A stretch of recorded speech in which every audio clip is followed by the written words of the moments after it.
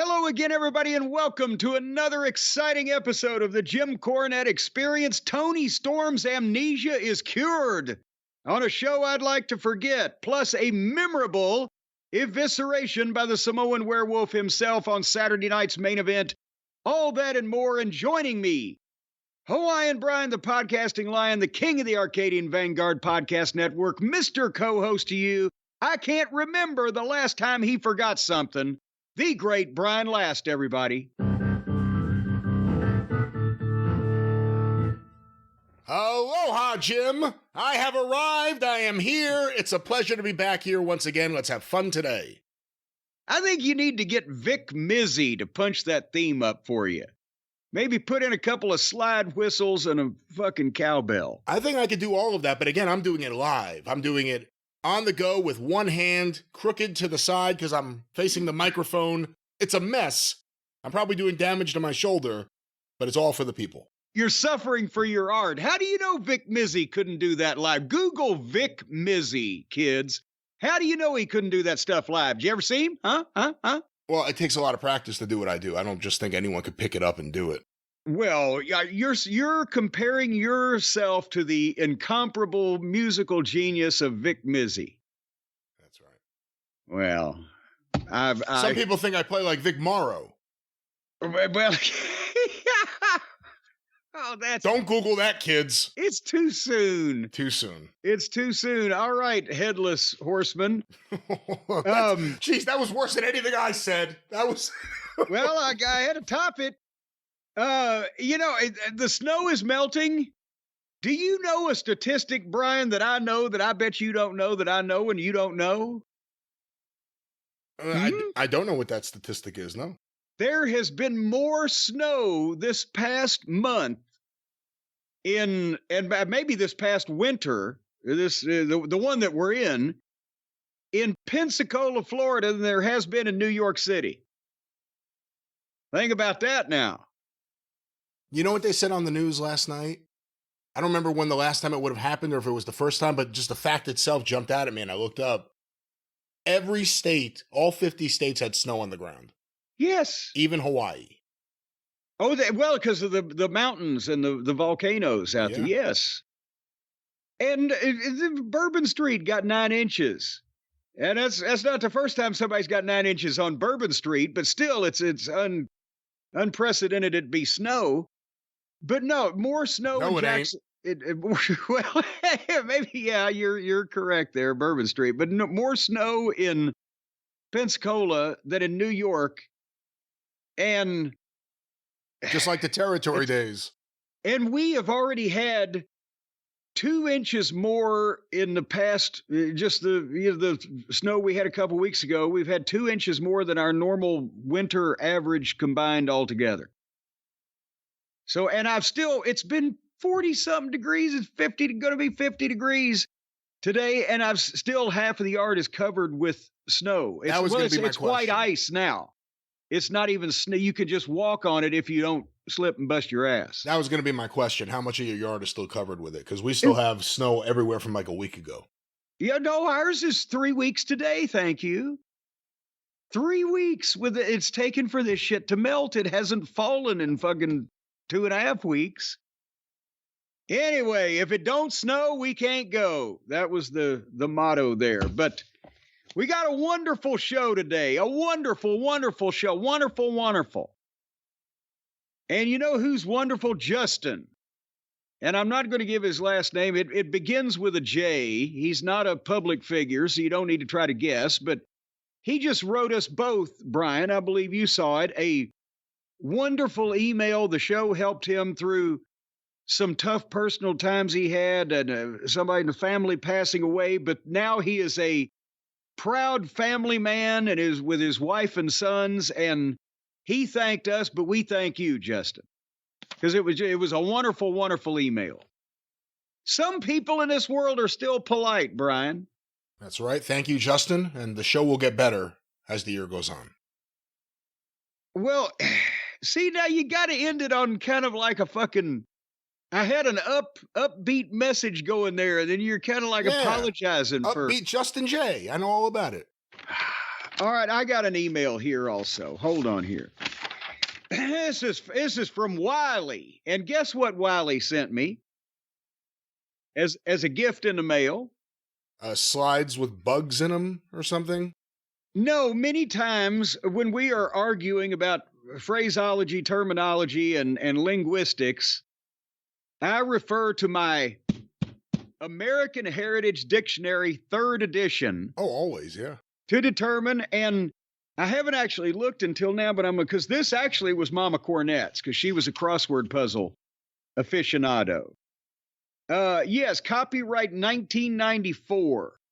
So it's fairly recent. I mean, most of the words that we need have been invented before 1994, but Wiley sent me the American Heritage Dictionary 5th edition.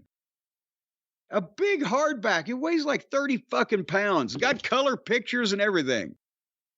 I looked up shit in it, and there was a picture of Vince Russo. What year? 2011. Oh, there you go. So now I'm going to be able to look up. Of course, it's hard to heft up here on my lap, as big and heavy a tome as it is, but I'm going to now be able to look up 20 more years of words to prove to you that I'm right and you are indeed mistaken and incorrect. Does it have kayfabe? It does not. Kayfabe is not, at least as of the 5th edition in 2011, but I think it's on one of these online pretenders but unless you're Merriam-Webster, and she was a lovely old lady, or American Heritage, you don't get to be a dictionary in my book. Well, see what I did there? You don't get to be a dictionary in my book. You know, you bring up Merriam-Webster, a lovely lady. I'm sure she was. What would have happened if, like, the biggest whore in town came up with the greatest encyclopedia or dictionary? Would people have embraced it? Or would the whoredom have scared them off? So you're saying if Nipples Cocksucker... Just the biggest dirtbag or slut bag or just a bag of shit from your town, and no one wants anything to do with them, yet they write this amazing... They compile this amazing history of either words or, like I said, an encyclopedia. Well, it doesn't have to just be that, but you've heard the fucking stories about Betty Crocker, haven't you? I'll tell you what, I wouldn't eat any of her vanilla pudding. I'll just tell you that. So,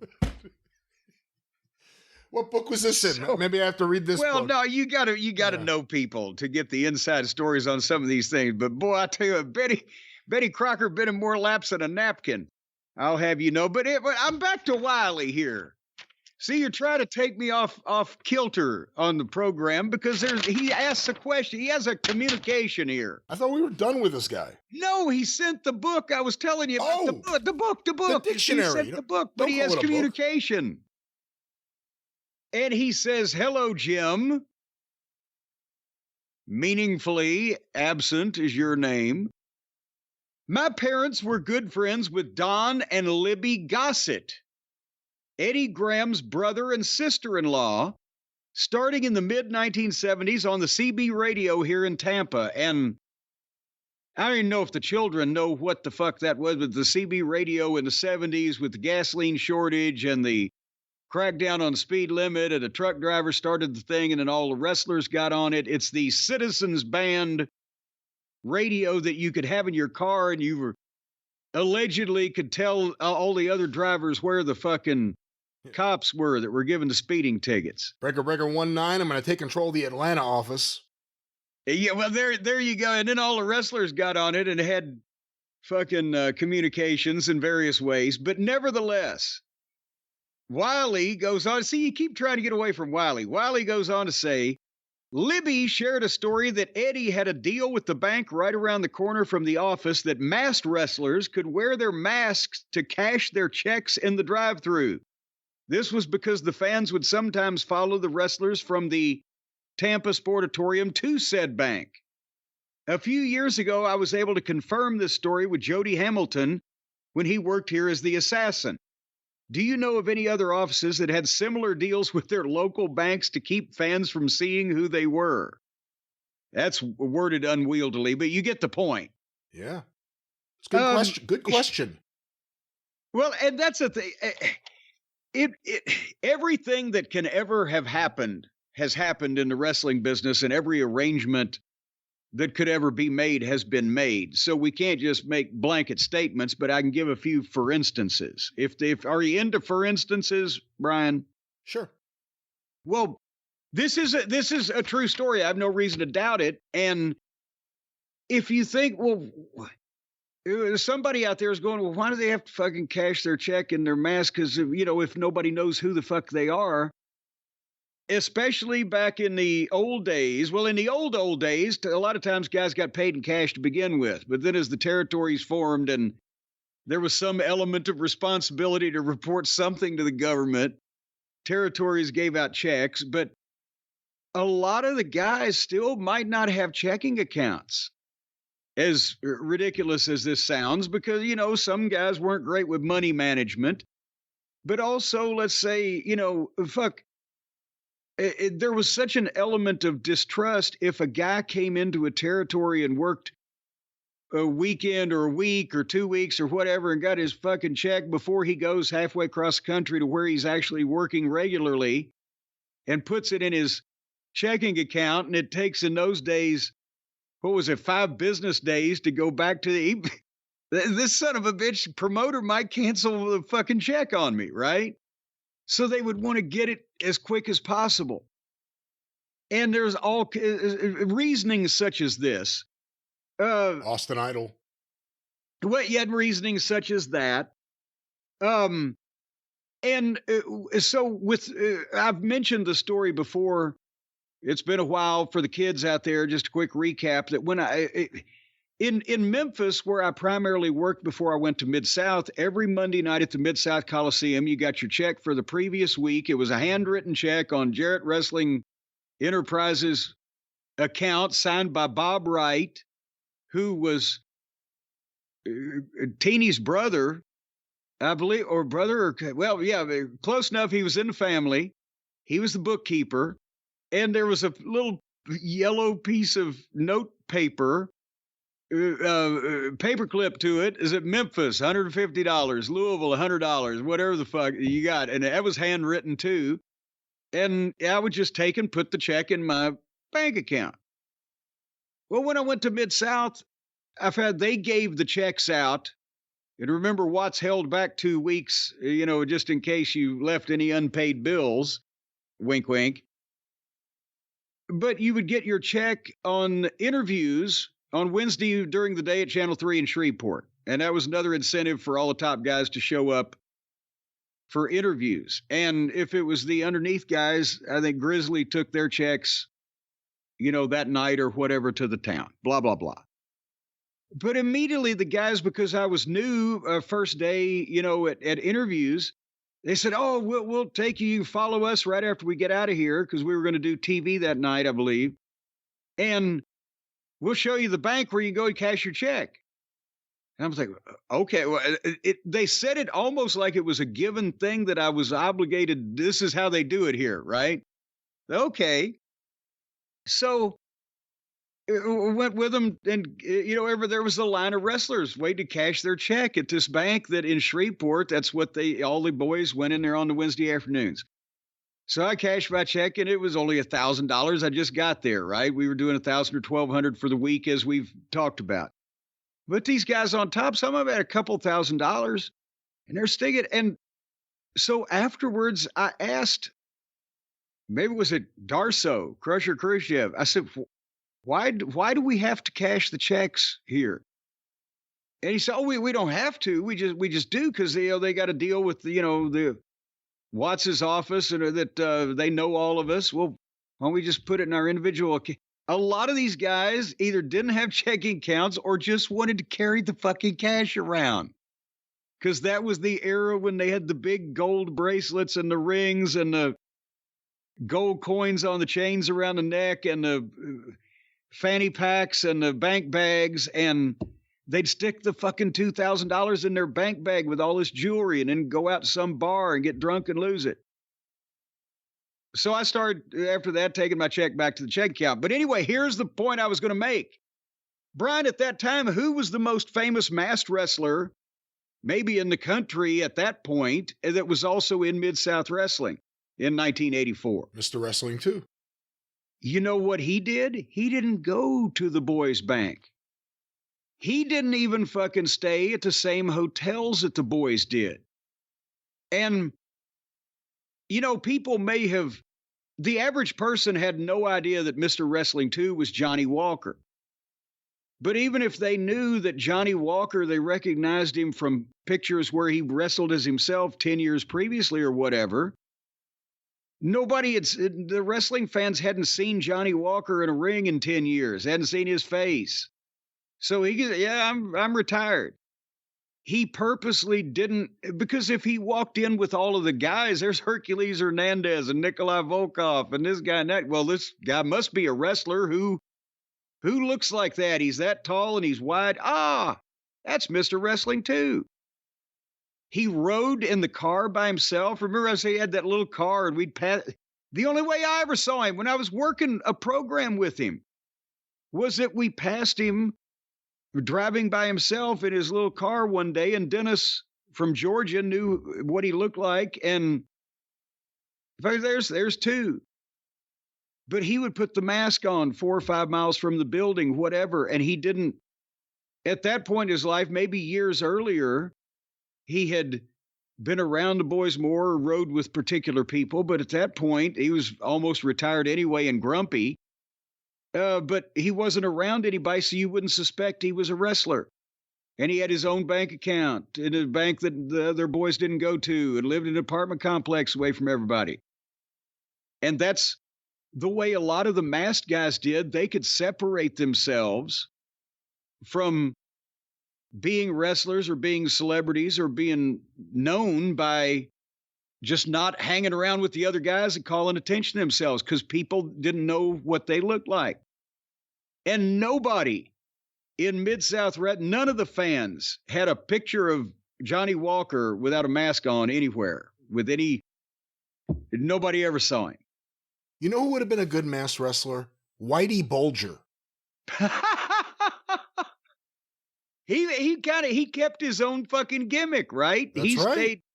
He burrowed in and stayed away from everybody and attracted no attention for, 20 years or whatever? Well, I once saw a thing. It wasn't a TED Talk, I don't think. It was some kind of just spoken word thing. The guy was great, telling the story about how he had these really nice neighbors, these old, retirees who were very sweet and had gifts at times, and they really liked him. And then one day he's coming home and the FBI are like, "That's Whitey Bulger. We need you to help us get him out." Yeah.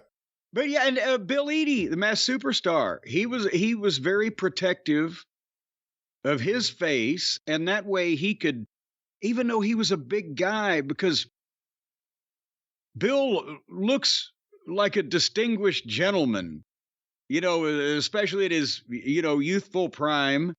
You would think, well, that's some big former football coach or something. But, that's the point, is he was able to stay away also from the spotlight when he was out personally with his family or whatever, because people didn't know what he fucking looked like. But and as a matter of fact, with 2, remember Jimmy Carter just passed away. Everybody's seen the picture. Everybody knows the story that Miss Lillian loved wrestling and 2 was her favorite. And he got invited to, Georgia, the governor's mansion, right, is where he met Miss Lillian, and they had those pictures taken. It wasn't the White House. No, he didn't go to the White House. No, because that's the thing, is he was invited to the inauguration. They worked with him on the mask at the governor's mansion in Georgia, and he sat there and not only took the publicity pictures and everything else, but had a meeting with Miss Lillian, the president's mother, one-on-one, never took the mask off. And she was polite enough, apparently, and respectful enough to not ask him who he was. But they had a nice talk. But when he got an invitation to the inauguration, They wouldn't work with him on the fucking mask. He would have had to take the mask off, and he had to turn it down. He couldn't go to the presidential inauguration because then he'd have to take his mask off, and he was one of the hottest baby faces in Georgia. It would have killed the gimmick. Although, at this point, I wonder how much of that story is bullshit, considering what we know now about his past. No! The last thing he wanted was a background check. Well, but they don't background check everybody sitting in the fucking... They background check you go to the White House. Do they? Well, I don't know how far the fucking guy that lives in the White House now couldn't pass a background check. But point being, I know it's not bullshit because who was sitting at the inauguration? Jim Barnett. Remember, Barnett went to the fucking inauguration, and he was like 2 rows ahead of some fucking famous people. Was he on something? Like the President's Council for the Arts or something? Yes. Or am I thinking wrong? He was definitely on the Georgia Council for the Arts. Okay, maybe that's what I'm thinking of. Maybe that's but he got a presidential citation of some description also. But Barnett was in like the second row at fucking Carter's inauguration. You know, we didn't really talk about Jimmy Carter's passing. I was just curious what you thought of, like, your name is Jim. Some people call you Jimmy. I hate to hear of anybody with my name dying. No, but when all of a sudden Jimmy... I was all broke up over Hoffa. When all of a sudden there's a Jimmy in the White House, was that a big deal to you to have another Jimmy, a fellow Jimmy out there jimmying around? No, I more enjoyed that he had a nice smile after the previous jowl-faced criminal that we'd just gotten rid of, Nixon. That was just because Don't forget Ford was in the middle. Well, he was, at least he was fodder for Saturday Night Live. But no, Nixon dominated the television.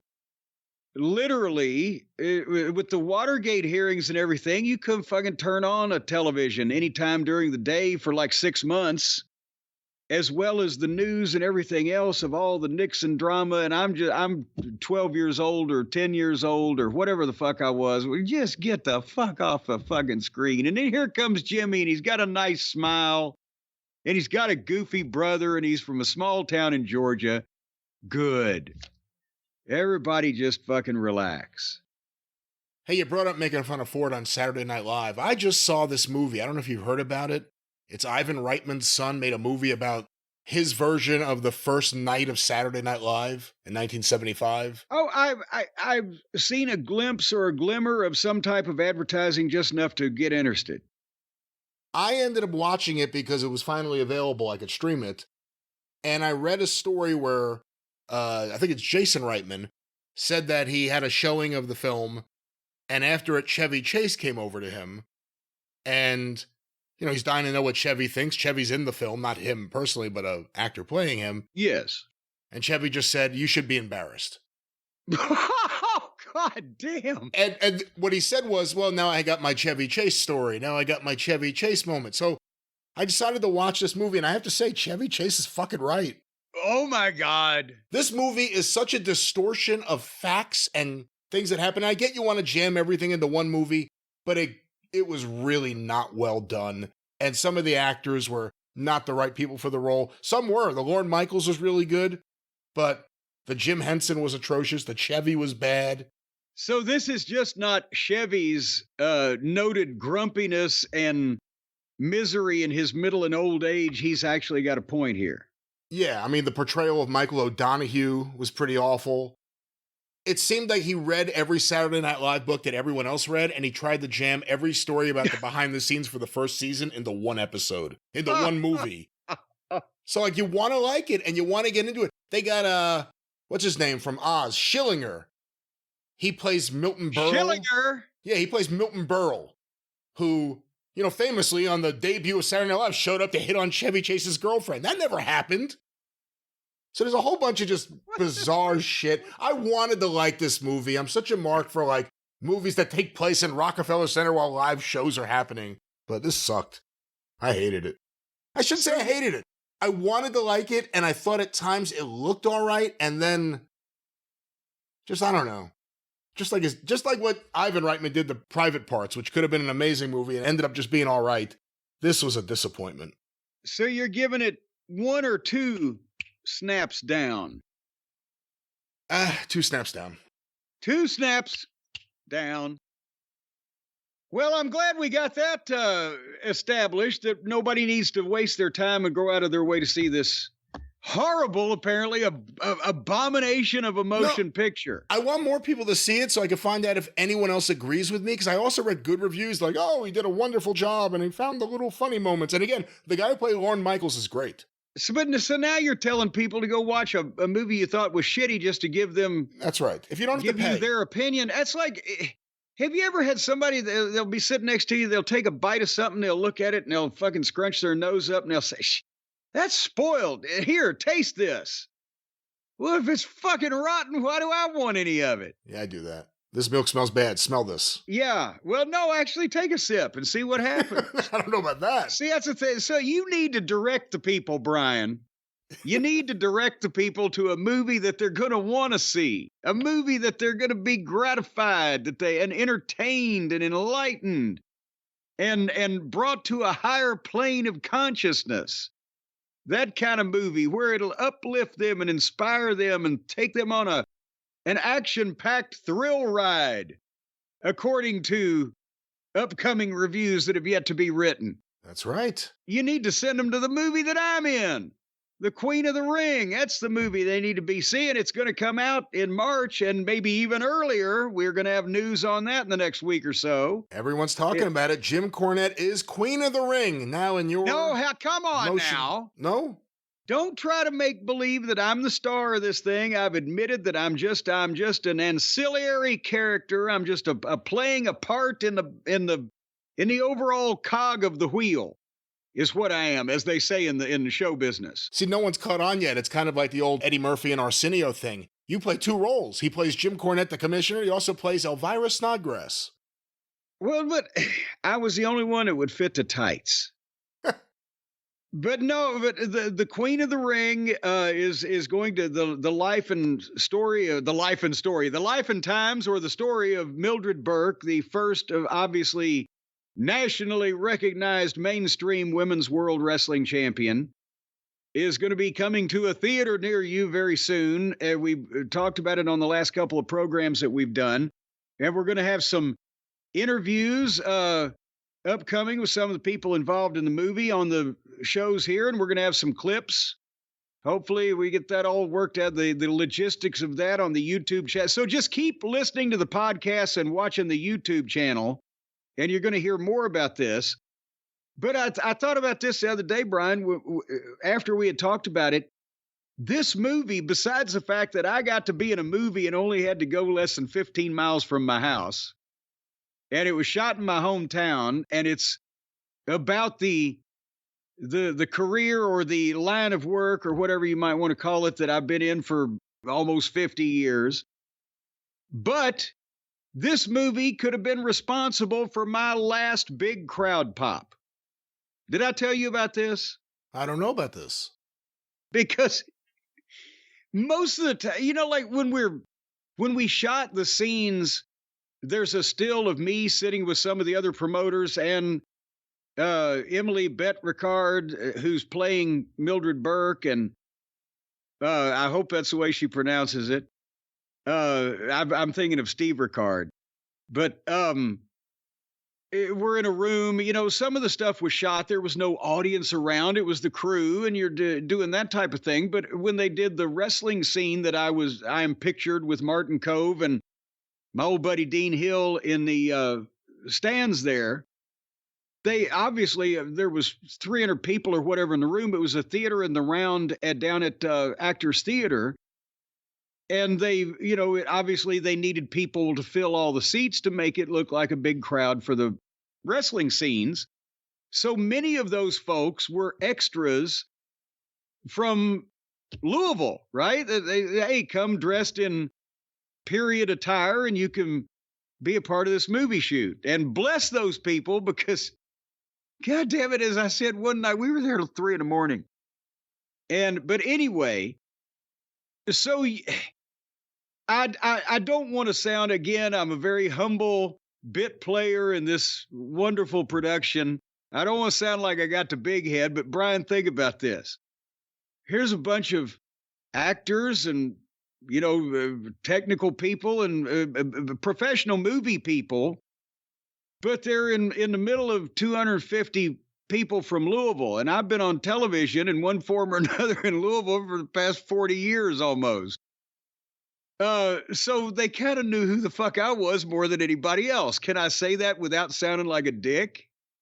No, I mean, you're a dick. I mean, there's nothing wrong with that, though. Embrace it. You're a star now. Now you're a star. No, I'm just saying in this particular, because they've come to be extras in a wrestling-oriented movie, so they kind of, many of them were of the wrestling fan description. And so anyway, without giving anything away, at the end of the climactic scene of this whole thing or whatever, the point is, while they're shooting this match, I, as a representative of the Athletic Commission, have to get up and make a pronouncement. And in the pronouncement that I make, I mention both Mildred Burke and June Byers' names. And there's 2 B's there, right?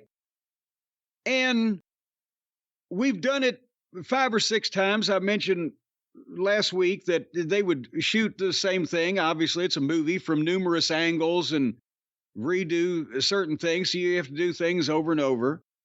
But I've done it 5 or 6 times. But boom, no big deal. It's a fucking sentence. But then they're doing it again. And right when I started, I got to the point of no return, and I realized in my mind a millisecond before I did it that I was going to transpose the names I was supposed to mention, and they had to be in a certain order. And so I just stopped right dead and paused for 2 seconds and said, shit. And the whole goddamn place blew. Because they'd been fucking sitting there for 4 hours or whatever, watching the same thing, and they were very respectful, but it was time for a little levity. And here up gets Cornette, the goddamn an OVW announcer that never makes a mistake, and I stand up and flummox in the middle of everything. So the ovation was long enough that I was able to milk it slightly and then take a small bow and sit down and put my head in my hands. So I'm not doing the live appearances anymore. So that could be my last big crowd pop for fucking up and saying shit. And I go let everyone know we've been talking to Ash and Josh over there, and we're trying to get these outtakes, these bloopers, all the Cornette bloopers. No. Reels and reels of bloopers from what we understand. They didn't print those, ladies and gentlemen. I tell you, I'd love to tell a story, but I don't want to embarrass the fella. If he either may be in the movie or he may be listening or whatever. But there was another gentleman on the production that possibly was not as accomplished with the material as they had hoped he might be. I don't know if he's going to make the cut or not, but I was sitting back watching him one day, and Ash was giving me the eye like, could you help him? And anyway, I said, just have him stand there and I'll get behind him, have him move his lips, and I'll say the shit. You could have gotten Harley Cameron involved. That's the thing. I didn't even think about a ventriloquist at that point. See, but nevertheless, that's the issue. We have to put ventriloquism back into people's minds. That's the barrier. But no, nevertheless, everyone's looking forward to this movie, and of course, seeing you in it. And they are finalizing details. I understand when we can talk about where and when the world premiere is, and then when the rest of the folks around the various states of the union can see it. That's right. And once we know when and where, Jim will list every single movie theater that you could see this film. Yeah, that'll be up on the website at blowme.com. No, we'll give. I'm sure they're going to have a website. We'll ask Josh about that. Because we're not going to do all the website work, and I'm not going to list. They're going to be on 1,000 screens. How long would it take me to talk about 1,000 or just mention 1,000 theaters? That's like one of those DraftKings. What are they called? Disclaimers, as they are known. Have you heard of these before? Yes, I don't. These disclaimers, as they are known. These DNAs or these NDAs, DNA. The NDAs. Can we move along now? It's your show. Moving along. Yeah. You know where else we can move to? JimCornette.com, because Heck, we're almost there right now. By the time the folks hear this, the February Cornette's collectible sale at jimcornette.com will be ongoing. It starts Saturday, February 1st at noon Eastern. If you are currently in a time and space continuum where you are after that point, you can just hop on there right now. And all of the Midnight Express or Heavenly Bodies tag team sets, action figure sets, are on sale for $20 off, including the 4-pack of the Midnight Express with the collector's booklet and certificate and autograph pics. They all come with the autograph pictures. And if you buy any of the tag team sets, then you can get any of the remaining Jim Cornette action figures while they last for half price, $24.95. And those are autographed too. And I will tip you off that the commentator play sets ain't going to last long. They say goodbye. There's 20-something left. And the next to go will be the pink and black breast cancer. So just if you're wanting to get one of these things before it's too late. And anybody, see, I'm stacking my papers now, Brian, with enthusiasm and vehemence, because anybody that spends $50 or more on merchandise gets a free 2-hour DVD of classic 70s and 80s wrestling from the Wrestling Gold series. And you can't beat that with a stick. It's like a sore penis. You just can't beat it. JimCornette.com all the month of February, because it is a month of love, and we're trying to spray our love all over. Spray your love all over. Was that, who was that? Destiny's Child? I didn't know you were familiar with the Destiny's Child catalog of songs. Yeah, spray your love all over. I don't know. Anyway, you are again responsible for something, Brian, that I did, that I'll never get that time in my life back again, especially now that I'm in the winter years and the days are growing shorter. I got to be judicious with the way I spend my time, Brian. And you because of the, and actually I blame some of the cult members, the cult of Cornette, the people out there have punished me for some reason, because there was so much feedback. Oh, you got to see it. You got to watch it. You got to see it. Collision from the AEW folks on January 25th against Saturday night's main event. It'll be interesting whenever we get those numbers. I don't know if you'll be able, have you Googled those already? We will talk about them later. We have the numbers. For the record, I did not ask you to watch Collision. No, you said, everybody said, you got to see this. Maria May and Toni Storm, you got to see. What are you going to say about this? What do you think about this? They were in an uproar. There was some outpouring of demand, popular demand. Would you not agree with that? For that specific segment, absolutely. Okay, well, I had to fucking find it. So I went through a few of the other things, because I kind of, again, it's not like I wanted to, but I couldn't not stop and say, what the fuck is happening here in a couple places. But we'll get to Maria in a second, but they were against Saturday night's main event. Samoa Joe is back in this talent-starved company, and he wrestled Nick Wayne on Collision. That nobody watches to begin with, and not against NBC and the cock, right? So what? They bring Samoa Joe back, and then they hide him on Saturdays. He needs to be immediately and wrestling Nick Wayne. Even if it's part of the overall thing with Christian, he's a guy that could step in and save something for this foundering ship. Is it foundering or floundering? Floundering. No, it's not.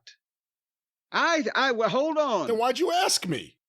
Well, because I thought you'd give me an answer I agreed with.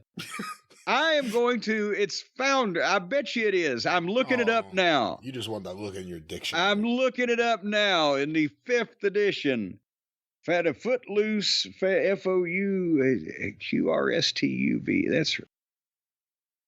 Oh, son of a gun. Right. Hold on. Great Fountainhead. audio here, ladies and gentlemen. Foundation founder. Founder, to sink or cause to sink below the water, to fail utterly, collapse, to go lame as a horse. Now, flounder. Yeah, what's flounder then?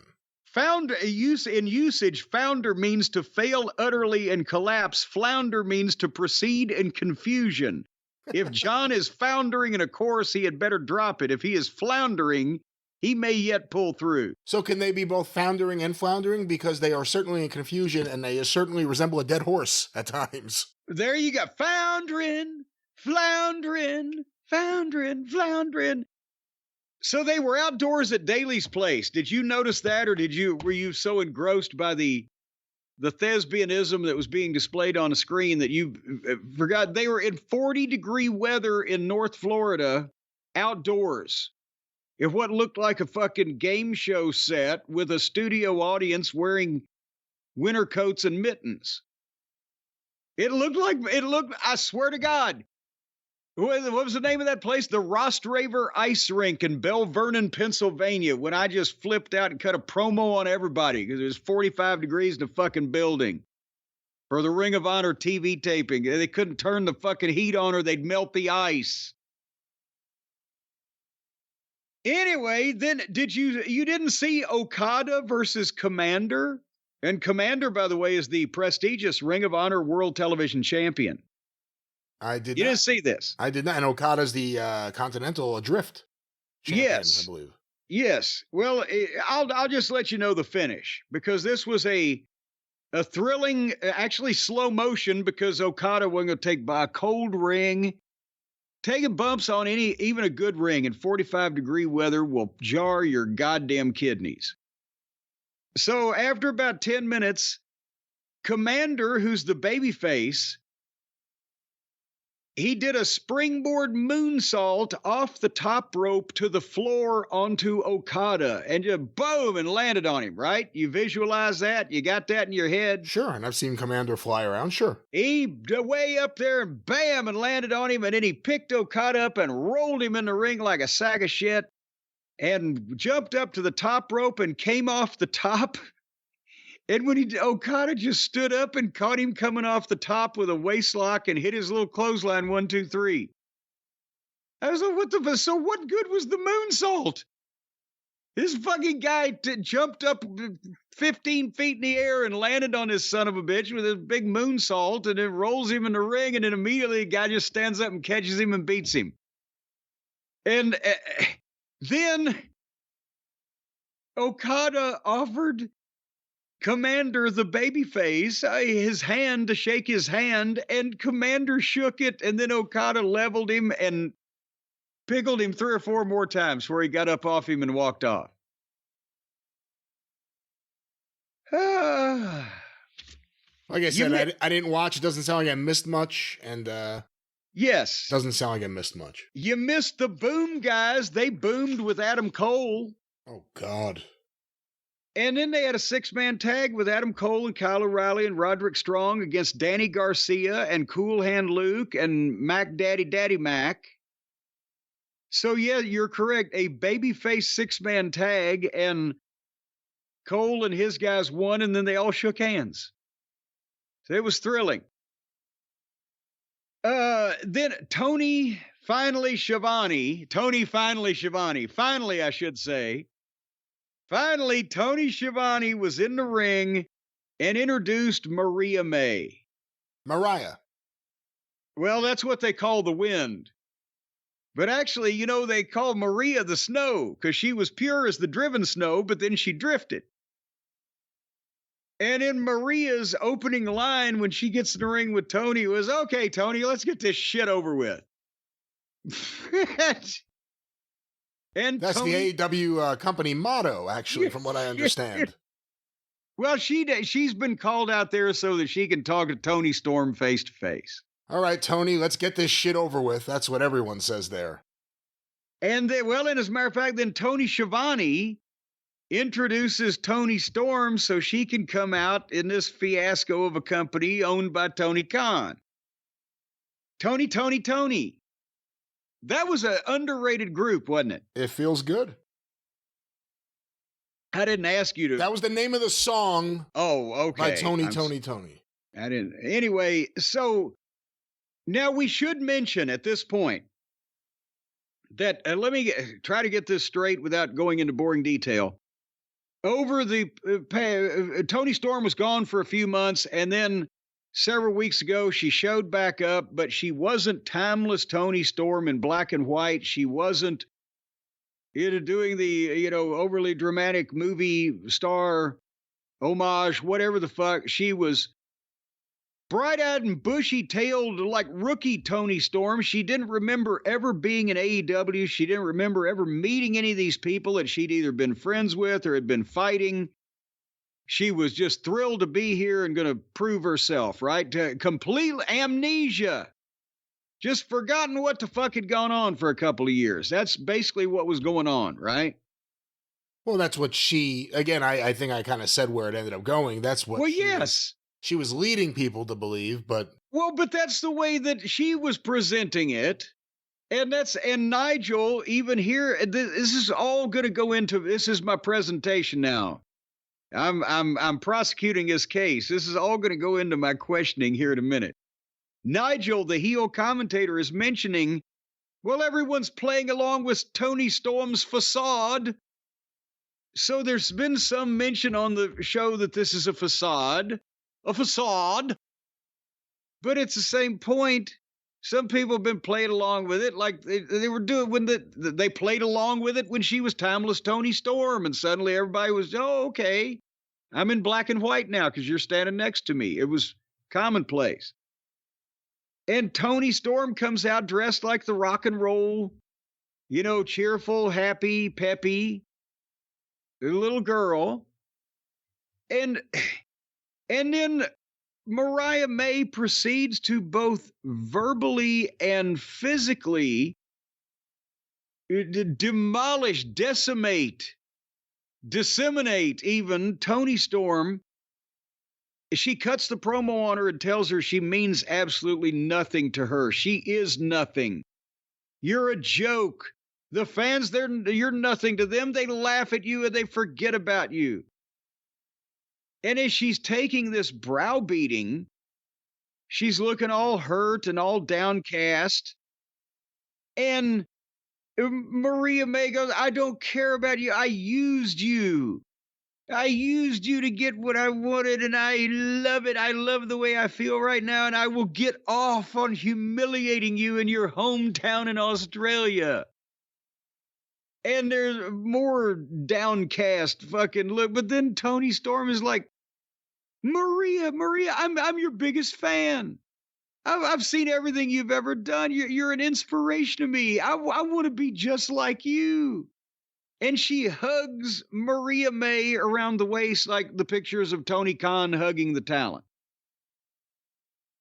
Okay, so now, Brian, would you agree, and the witness will be directed to answer, would you agree that that was a goddamn tongue lashing that Maria May gave Toni Storm? That Mariah.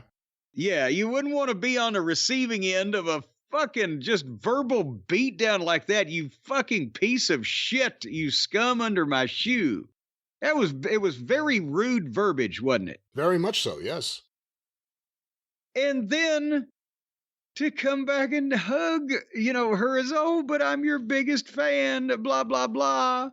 And I want to be just like you. Well, then Maria, or Mariah, if you insist, pets her head and then pushes her back and slaps the shit out of goddamn Toni Storm. And then again, the second one was on the ear and or the side of the head, but goddamn. And then grabbed her by the hair and fucking jerked her around and turned and bullied Tony Schiavone out of that. Like, Tony Schiavone is now, okay, I'll put anybody over at this point. Just don't hurt me. And then she had the title belt, and she hit Toni Storm over the head with the belt, and then started whipping her with a big, heavy women's belt like 5 times hard. And here came the referees and the security. And Mariah shoves Aubrey Ed in the face and hits Toni Storm 2 more times with the belt and slams her face in the mat and spits on her. I mean, she did everything but give her a fucking golden shower. Right? Okay, can I jump in real quick at this point? Yes, I was about to say, and I want Brian to jump in on this. At this point, I'm like, wow, they're doing a lot here on Collision opposite Saturday night's main event. You would think, again, I'm not saying I'm a big fan of the timeless Toni Storm stuff, but considering how over it is with their fans, and considering some of the dreck that gets on Wednesday nights, and considering the reaction that the next thing is about to get. Yeah, the next thing, well, I won't spoil it, but why wasn't this on Wednesday?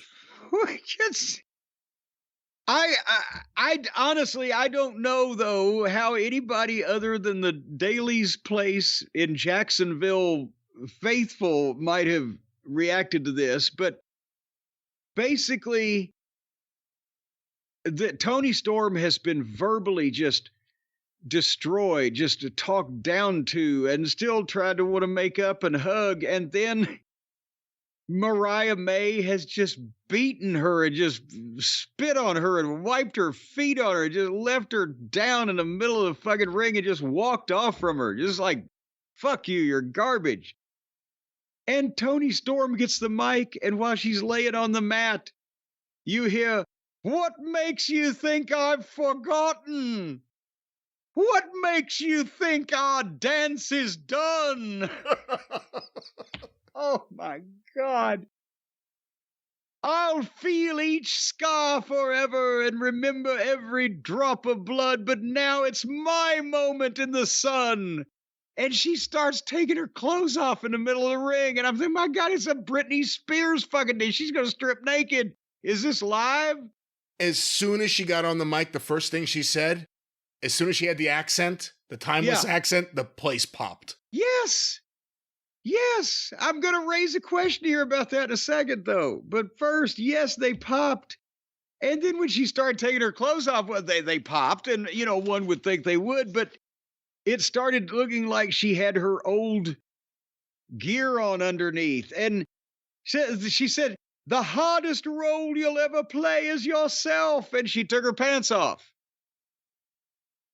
And, well, am I lying? It's just those are sentences you don't usually hear together. Well, and she had her old fishnets on.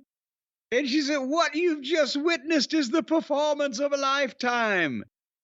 And apparently from that point, she, in a very proper accent, said she was going to shove Mariah May back up her womb where she came from and then spit her out and rip her tits off.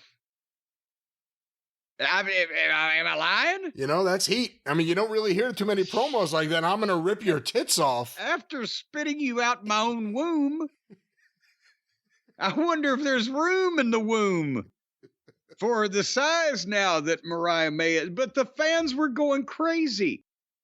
The fans were, this was the only thing on the whole show they gave two flying French fried titty fucks about. But my question to you, Brian, is even if, and you called it, I acknowledge you again. I acknowledge you, my prognosticator in chief.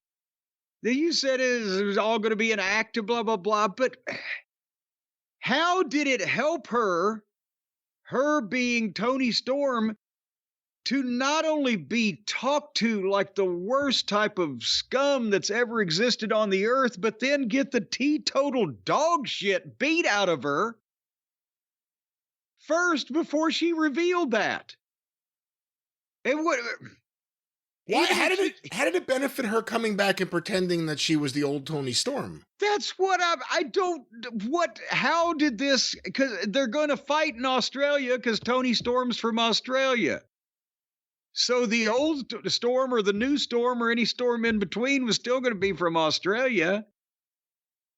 But the point, even if you work with the idea that there was a reason for her to come back and have amnesia in order to get Mariah May in the ring in the position or whatever she wanted her in, if she came out to the ring just like they did here, and let the heel get the heat by giving her the verbal dissection, and then her saying, well, I just want to be your friend.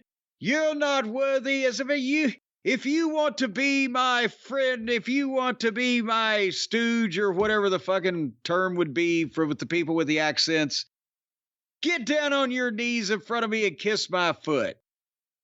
And then Toni Storm could get down, and then all of a sudden she could fucking leg dive Mariah May and take her shoe off and start beating Mariah May over the head with her fucking shoe because Toni Storm used to throw the shoe. Watch the shoe, right? Or was it watch the tits and duck the shoe? Whatever it was. She was throwing shoes at people, correct? I believe so. So she could beat Mariah May in the head with the fucking shoe, and Mariah May could roll out like, oh shit, what? And then she could do the fucking promo. I'm back. It was all a plan to be able to hit you in the head with a shoe. But why did she have to sit there and get the shit kicked out of her? It's like The Undertaker when he rose from the dead, except her gimmick rose from the dead, I guess. I don't know if this show is risen from the dead. But again, the people were more into that than anything. Oh, yeah. Usually, they've been waiting for something to happen with Toni Storm, and now they're going to have this match on this event. I was about to say pay-per-view. It's not a pay-per-view. It's an event in Australia that no one knows when it starts, and no one knows what most of the lineup is, and no one's sure where it's going to air or how, or live. But otherwise than that, it's a can't-miss event. That's 2 weeks from now. Whenever you hear this, maybe. And one more thing on this program, because you should have seen the last segment. Remember we said, my God, Hobbs, a star waiting to happen. He's been so mismanaged. Then they brought him back, mismanaged him again. I'm begging anybody who has a contact in the new TKO, it ain't Titan Sports no more, but somebody in the office up there in Connecticut, please tamper with this son of a bitch's contract. Please get him out of here. You can't say that. Now you're tampering. Well, no, I'm not tampering with shit. They're tampering with him.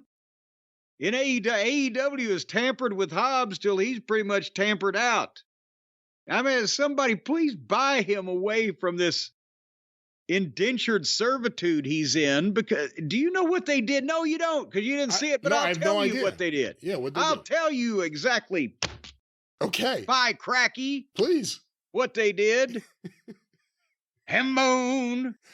So, Big Bill is in the ring doing a promo, talking about Hobbs. And apparently last week, Hobbs jumped him in the parking lot. And so they've exiled Hobbs to Saturday nights. And he called Hobbs out. He said, I'm going to have him arrested and locked up for jumping me in the parking lot.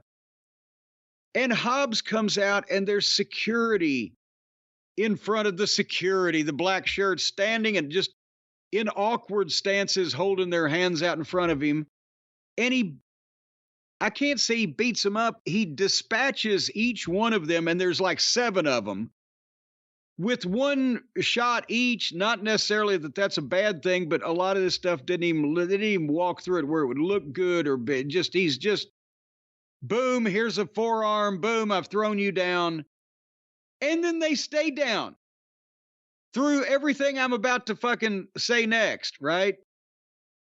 They get in the ring, and Big Bill and Hobbs, I can't say they get in a fight, because Hobbs hits Bill 3 times with forearms or punches or what that Big Bill doesn't sell, and then Bill shoves Hobbs back and then kicks Hobbs in his bad knee.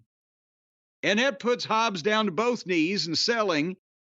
And then he gives him a boot to the head, and Hobbs takes a bump out over the second rope onto the rampway, and he gets up and limps all the way back to the entrance like he's just got his ass kicked enough, and he's fucking turned tail and run now. But apparently they were supposed to fight back to the entranceway so the next abomination could occur, but he just went there anyway. And I'm like, what in the name of God is going on here? And then Big Bill followed him to the entranceway and it had a backpack. Just a old fucking not Salvation Army surplus. Or it could have got from the Salvation Army, a backpack with some shit in it, and he hits Hobbs over the head with the backpack and then dumps the stuff out, and he's stolen Hobbs' knee brace because he's had the knee injury. So now you're expected, well, now he's stolen Hobbs' knee brace, so he's got no protection on his knee. And there was 3 bricks in the backpack and a set of leg irons. Leg irons, 3 bricks, and a fucking knee brace. Now, I say leg irons, he was going to. The intention was probably, we can only surmise from the evidence available, that he was going to handcuff Hobbs, but there was a long chain on these goddamn cuffs, right? And that's leg irons, but it gives you a little more room to work. I've mentioned this before, Brian. Yeah. But what happened was the cuffs had got tangled up and I think locked on each other in the bag because he kept trying to untangle them, and he's pulling. And then he got down and just started beating Hobbs up again. Bing, bing, bing. And now Hobbs' face is bleeding. He's potatoed him with something, but he never could get the goddamn shackles unshacklefied, so that they never came into play. He didn't do anything with them. He just left them. Then Big Bill continued to toy with Hobbs, punching him intermittently at a slow pace as they went to the announce desk, ran him into the announce desk, hit him with a chair, punched him again, hit him with a chair again. And then I noted, did Hobbs kill the 7 security guards that were trying to stop him now that there's actual goddamn attempted murder and aggravated homicide taking place? They're nowhere. And then Hobbs was crawling, trying to get away, and Big Bill with 2 more chair shots and kicked him in the leg and threw his knee brace down and stomped on it and went to hit him with a brick. Okay, we've come this far, right? Hobbs is taking a pretty big ass whipping, right?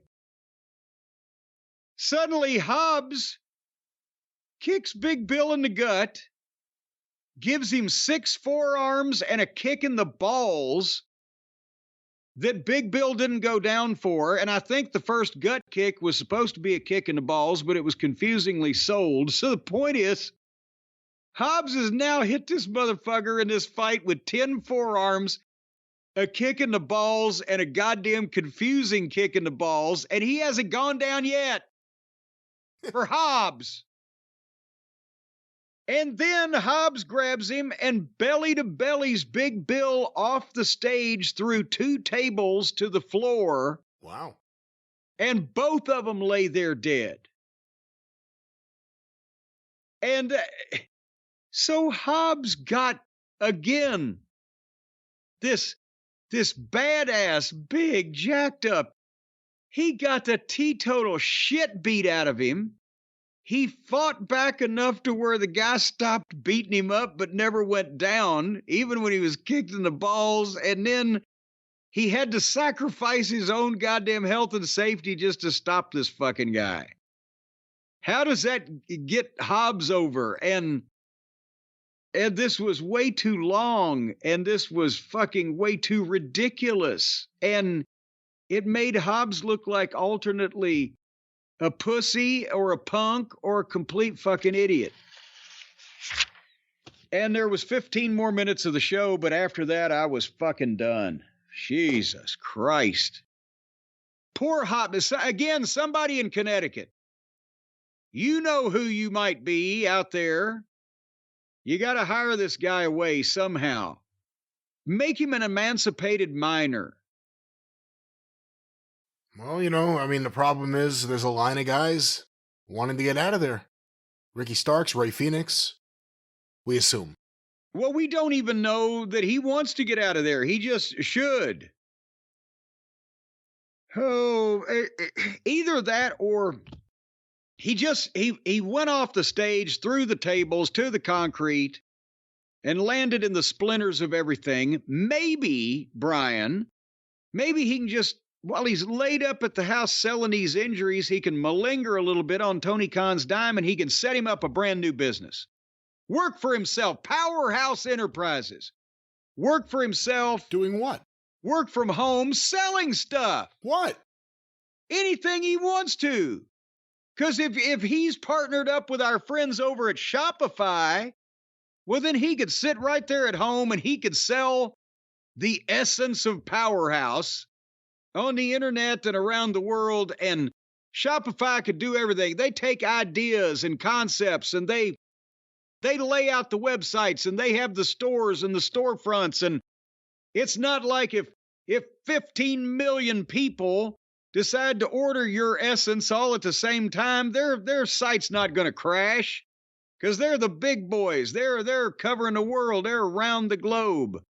So that's what Hobbs ought to do. And it's a new year. It's a new time for resolutions. You've been mulling over about starting your own business, being the master of your own destiny, rather than the manifest destiny that is foisted upon you by the evil overlords. But you don't know how you can get started. How do you come up with a brand? How do you walk through this process and actually sell? And more importantly, get the revenue? Well, that's with Shopify, because they can get your store up and running, and the best time to start a new business is right now. They make it simple to create your own brand. And boy, I'll tell you, once the first time you're branded, it hurts, but after that, no, it's not. It's easy peasy. Not that kind of brand. Your brand, your business. Well, branded, marked as the one who ran. What do you do when you're branded and you know you're a man? See, you can sell autographed pictures of Chuck Connors on the internet, and Shopify will help you bring those to the people that like Chuck Connors. You don't need coding or design skills. Hell, if you're like most people selling these things today, you don't need any skills. You just need an idea that Shopify can run with, and their powerful social media tools will help you connect up to create shoppable posts on your social media and your channels and help you sell everywhere. And if you've got a store, let's say you got a widget store, Brian, and you're selling, but you're not selling many widgets. That's because your platform is not proper and you're not up to the modern standards. That's where the professionals can help you out, and they can take your widget store from midget sales to Gidget sales, because you know Gidget, she always loved those widgets. Right now, folks, with Shopify, your first sale is closer than you think. It's bearing down on you right now. You better get ready. And you can sign up for a $1 a month trial period right now at shopify.com/JCE. That's all lowercase for that JCE, by the way. That's the secret code that gets you the $1 a month trial period. Shopify.com/JCE. Because again, for $1 trial period, for heaven's sake. What in the world? How can they not make you $1? I mean, right there's $1. That's worth $1. Do I hear $2? All right, enough of the ka-ching, but of course you'll get your own ka-ching. It can go on like that. You'll get your own proverbial ka-ching when you cash in by going with Shopify.com/JCE, $1 a month trial period right now. Get it while it's hot. That's right, Shopify. Yes, that's the thing that I mentioned. All righty. You know what? Would you like to talk about SmackDown, Brian? Not really. Well, because we're not, so I just want to make sure I wasn't going to hurt your feelings. Folks, in 3 hours, one noteworthy thing happened on SmackDown on January 24th. Kevin Owens cut a hell of a promo on Matthew McConaughey. Or is it McConaughey? McConaughey? McConaughey. Did you ever think that you would utter the words or hear the words uttered, Kevin Owens cut a hell of a promo on Matthew McConaughey? McConaughey. I didn't think I'd ever heard about McConaughey, no. Or McConaughey.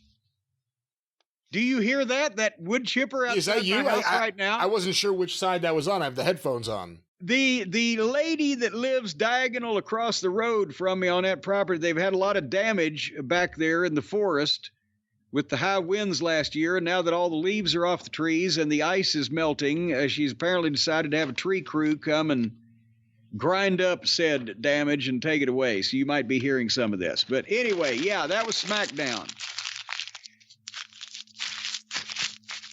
Hear that? That was SmackDown. So, you know what we did, don't you, Brian? We actually recorded, and there was some technical reasoning for this, which I won't get into the minutia of, but we recorded the Saturday night's main event review in an earlier recording session before we've just recorded the first part of this program that is containing the Saturday night's main event review. Is that clear? To me or to the audience? Well, anybody. Does anybody out there know what the fuck is going on? Well, we are going to travel now to the past where we recorded something for the future for this show right here. Well, then let's go back there.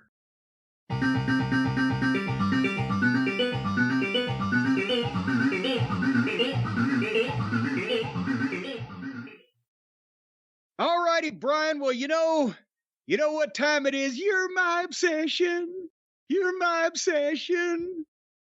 Does that, even now that we're looking back on everything that Vince McMahon ever had a hand on or a finger in or whatever the case may be, you're my obsession, aren't the following words, what do you want me to be to make you sleep with me?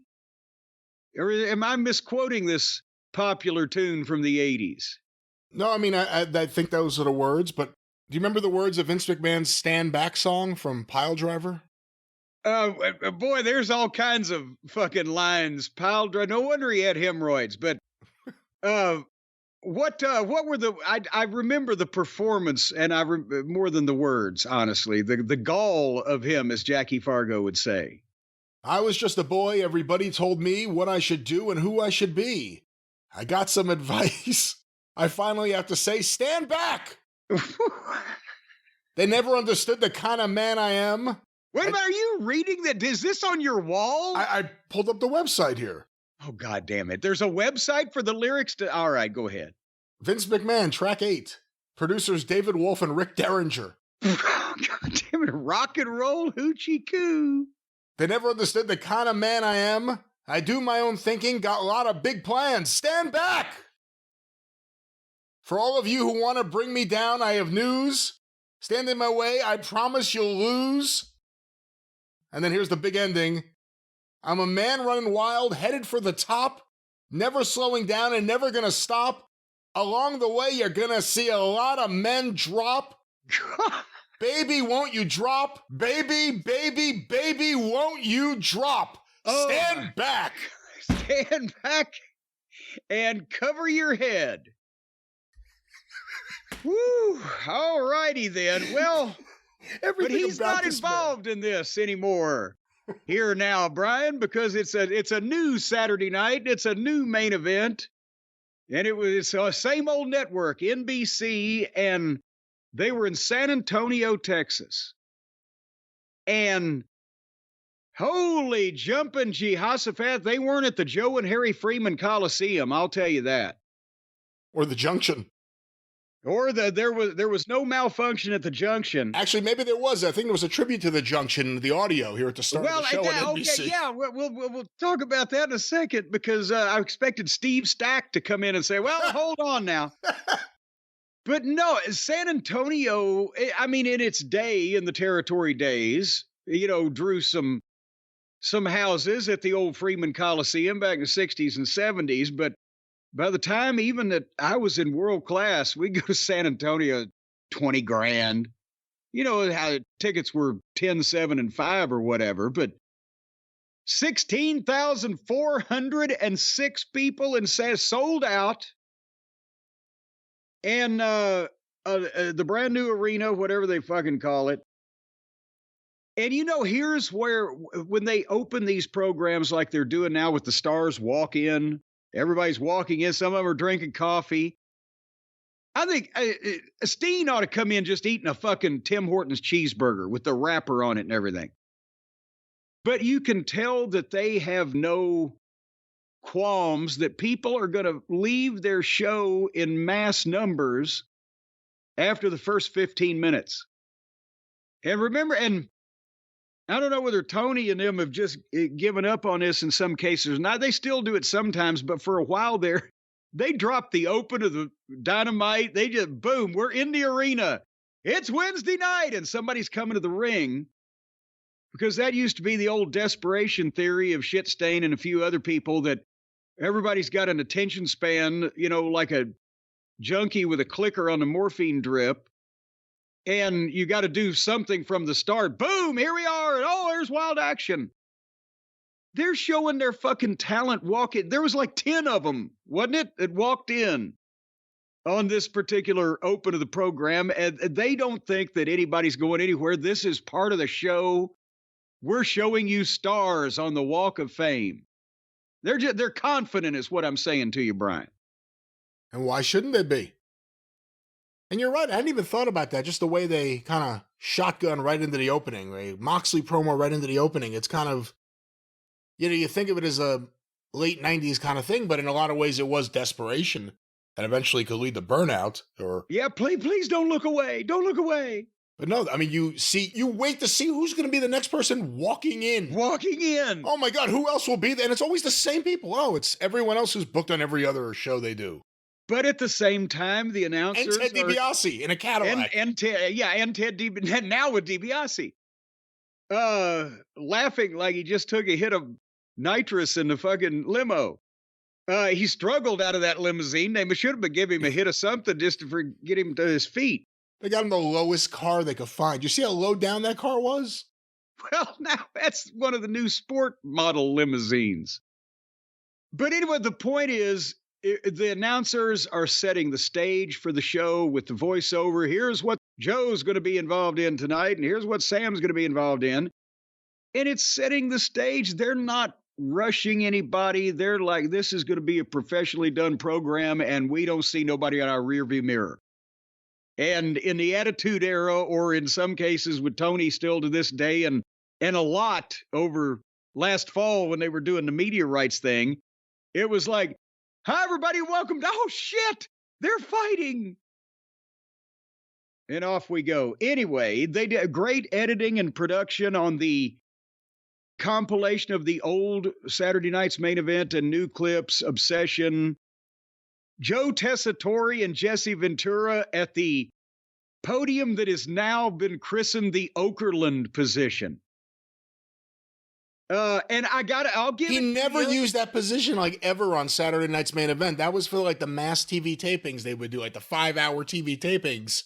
And they would do promos for the Saturday and Sunday morning shows. They never did that on Saturday Night's Main Event. He did interviews in the back, Okerlund, in front of a curtain. Yeah, or lockers. There were lockers. There were lockers too, but for a lot of the period of time on that show, the curtains was kind of the look. Not there. So I don't know why it makes no sense. Well, it's nice they're remembering him, because they have to have Jesse in a prominent position, but he ain't gonna be out there for 2 whole hours. So they got the podium set up, and Joe can keep, and Jesse, I was gonna give it to you. Your man, Jesse the Body, he was up and on more here than the first time, I thought. I thought the first time because I ran off Hogan. No, now come on now. We'll cover that in a second. Let's finish with Jesse. But his joke, whatever it was on the first show, fell kind of flat. He would not look at the camera because he wanted to look at the people, blah, blah, blah. But he seemed more energetic, and he had more information on what was going on here as well, I thought, or at least was able to read it better. Maybe they put in bigger letters for him. But we have heard, can we just cover it now since he ain't on the show and wasn't mentioned on the show? Hulk Hogan obviously was not on the show.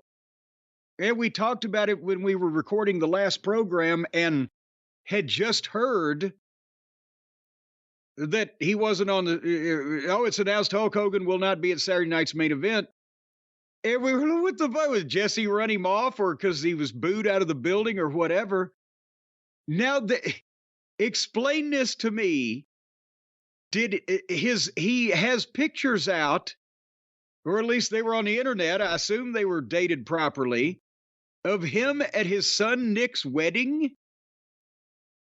But how did he double booked himself? Well, how did he not know the date of his son's wedding originally? Or did they just have him do all the promos, or didn't they come out and say in front of God and everybody, Hulk Hogan will be on Saturday night's main event in January? Or did we just all imagine that? And then because we all imagined it, they announced that he wouldn't be. How does Nick, I have to pull out and I can't lose any face. Go marry someone, please, this weekend. But yeah, I mean, what was this, like a rush job, a shotgun wedding? How do you? This didn't come up when he was recording the commercial spots for Saturday Night's Main Event. That's what we're not trying to implicate anybody here. We're trying to get to the truth, the bottom of kind of a confusing situation. Was he truthfully advertised as everybody thought he was? Because they announced he wasn't going to be there. No, they announced he was going to be there. Well, then how the fuck does anybody know how that he could not figure out that this was the same day his son was getting married, unless they planned this wedding from woe to go in fucking 4 weeks or whatever? Yeah, how did that phone call go? Did they actually call Triple H?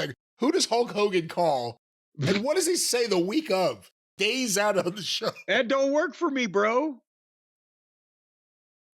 I don't. So, but there were pictures of. Now, did he get married? Did his son get married? But it wasn't this date, and they just sent this out. Now, I don't. Oh, I didn't see the pictures. Were there pictures that were published? I saw on Twitter that somebody said, "Hey, all you Hogan haters, he was at his son's wedding." Okay, why was his son's wedding the day of Saturday Night's Main Event, which Hulk Hogan was billed for at least a month and a half, 2 months, and did commercial spots for? That's the question I've been asking for the last 10 minutes. Do you listen to me anymore? That's the question I've been asking, is how would this happen? How could it? And you know what? We've heard from a lot of people. Hogan was booed in L.A., Jimmy Hart did an interview somewhere, and he basically just put it off as being about politics. We heard from people in Dallas, where he got booed, not just when Punk mentioned him, but whenever they played him on the video screen. Yeah, well, no, actually, to be more precise, they cheered when Punk said he was going to kick his ass. Yeah, that's right. And they've been booing when they play at house shows or wherever, when they play apparently the Hogan beer commercial. They've been booing the fucking beer spot. But we've heard from people who have written in, and they all have a number of different dates. It's like, I saw they did something where they announced him in like 2017 and people booed. So it's not like this is something new and something going away, and everything adds on to it. It's getting bigger. Bigger. That's what I'm saying. Everything adds on to it, but especially running away and all of a sudden your son's getting married. What the fuck is that? That's not normal in any way. All of a sudden you get a booking and you're the biggest star and you're in the commercials and you're like, well, I can't be there. My son decided to get married this weekend. And obviously it's going to last. Well, come on now. They could be childhood sweethearts. We don't know. Oh, yeah. But anyway, now that we've established that Hogan was not on the program, what was on the program, at least the first part of it, you alluded to it in an alluding fashion earlier, was it happens to everybody, network television even. You could hear the Spanish announce team underneath all the audio for several minutes, I guess, into the thing. I heard again, read on Twitter that people were saying, we can't hear anything else. I ordered the pay-per-view on real television, the way the General David Sarnoff intended it. It wasn't a pay-per-view. Or no, I'm sorry. I was watching it on real television. Well, okay. God damn it. I always order the pay-per-views on real TV too. But no, I was watching on actual television, cable television. So I could hear it underneath everything, but it didn't drown really anything out. But I heard other people, were they streaming on the cock or what were they doing that it was like, oh my God, we can't hear anything else but. Oh, no. I think Peacock had no issues. And then I could tell you here on NBC, it was too loud. That's why I went to Peacock. Because they were doing it over Jesse Ventura. It's one thing doing it over the commentary of the match or, just doing commentary in another language.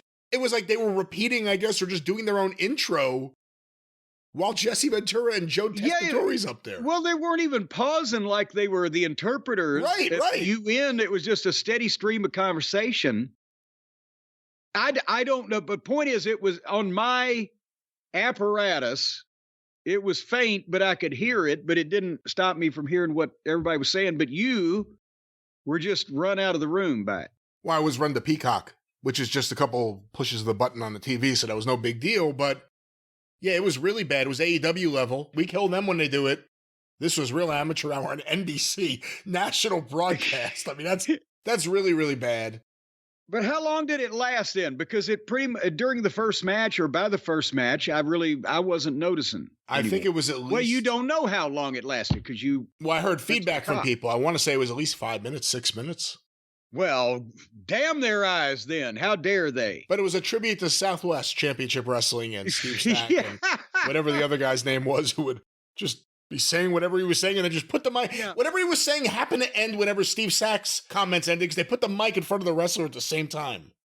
And the thing is, when they were doing the color on the matches, couldn't they at least have stood at opposite walls of the studio? Because when they were 6 feet away from each other with a handheld stick mic, you're just hearing blah, blah, blah, blah. All right, anyway, let's get to this program.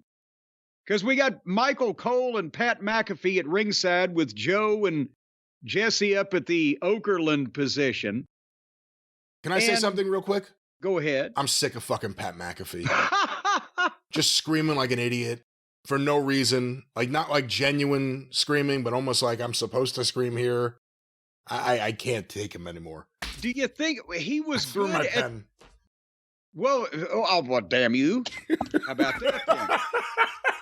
We liked him at the start. He was good at the start. He is genuine. He's a fan. He's excited. He is a personality. But now do you think he started, because he is a high-strung individual, he started out at 100 miles an hour when he started the job. And now every time he comes back, does he feel like he has to be more excited and more over the top to the point where now he's just bouncing off the fucking walls? And he just screams. He just screams, like, oh, fuck, stop. That he's trying to kick it up a notch, but he started at the top of the fucking notch thing. So.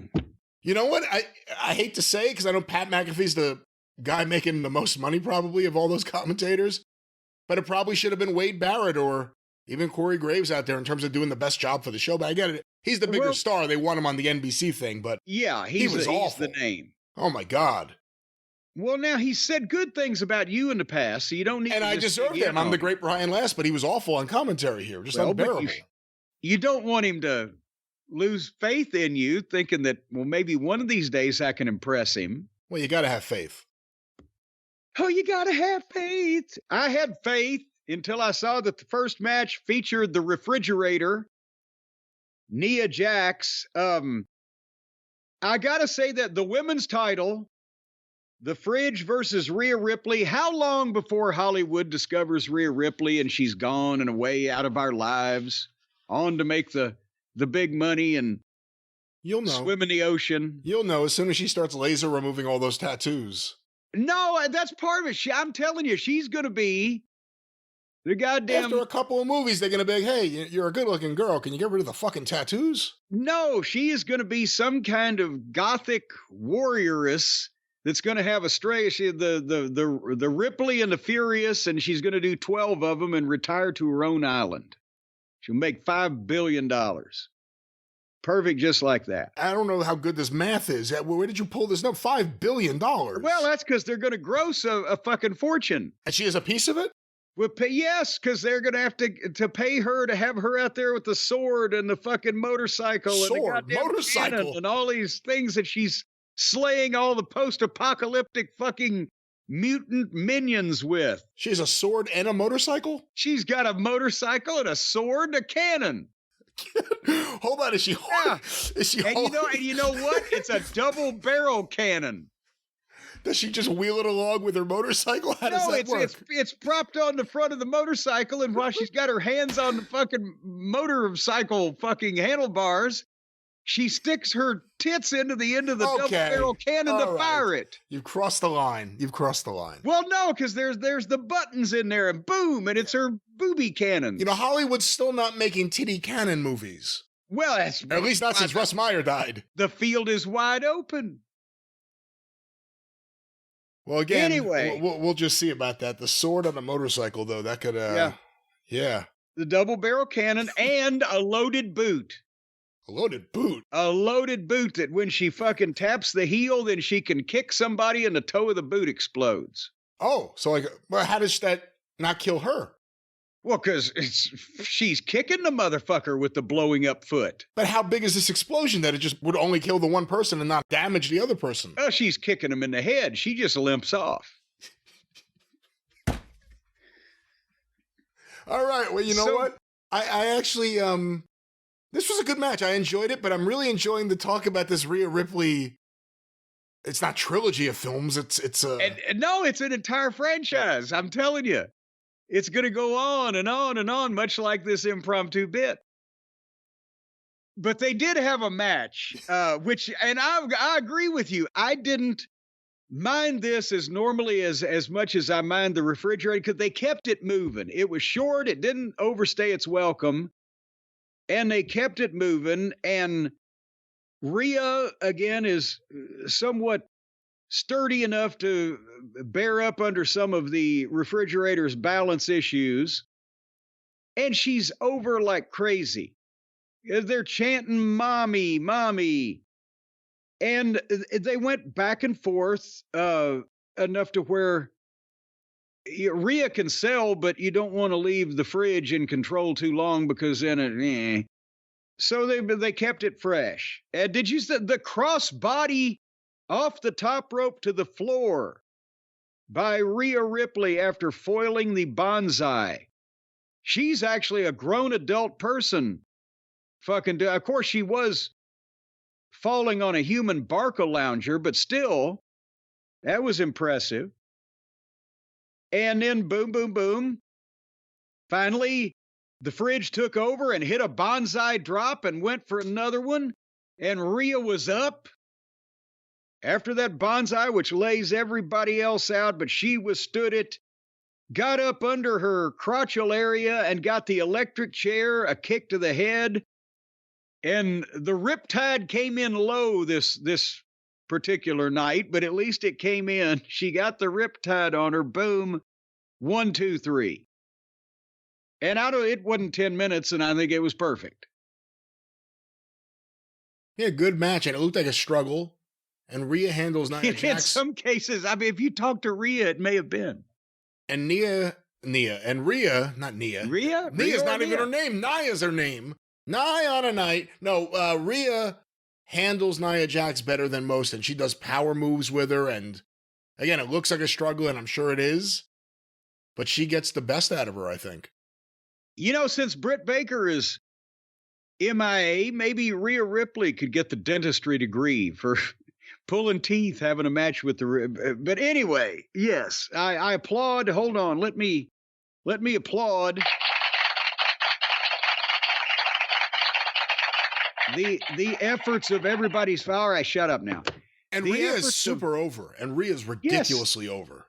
That's the thing, is she's a star, and they need to just keep feeding her threats of various kinds and see when, Hollywood calls. But that's what I thought about that, Brian. Well, like I said, I thought it was a good match, and it's so far a good start to Saturday night's main event. Yes, and so far, but we'll fix that too. Medusa and Mark Henry were at ringside.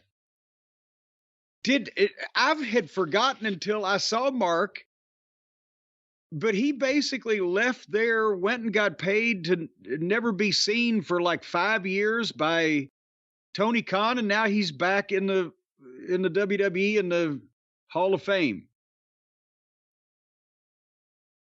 And there you go.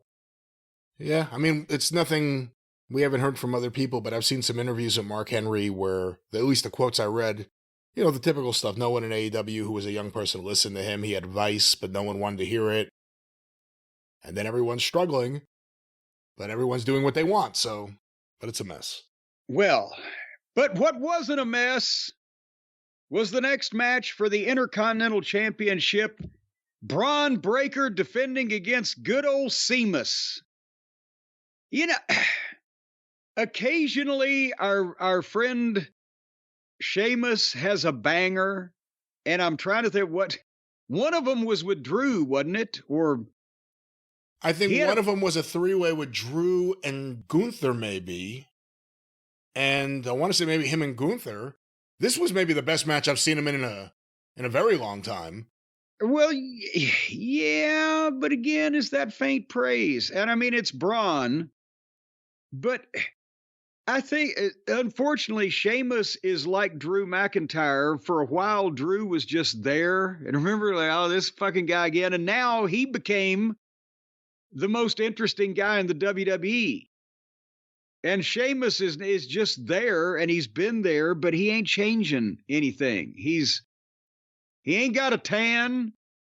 He still wears his ruffian outfit, and he beats on people's chests and has banger after banger after banger. But, I mean, there's nothing wrong with what he's doing, but it's just, is it old? Is it not that exciting? And is it just, it needs a break? What is the problem here?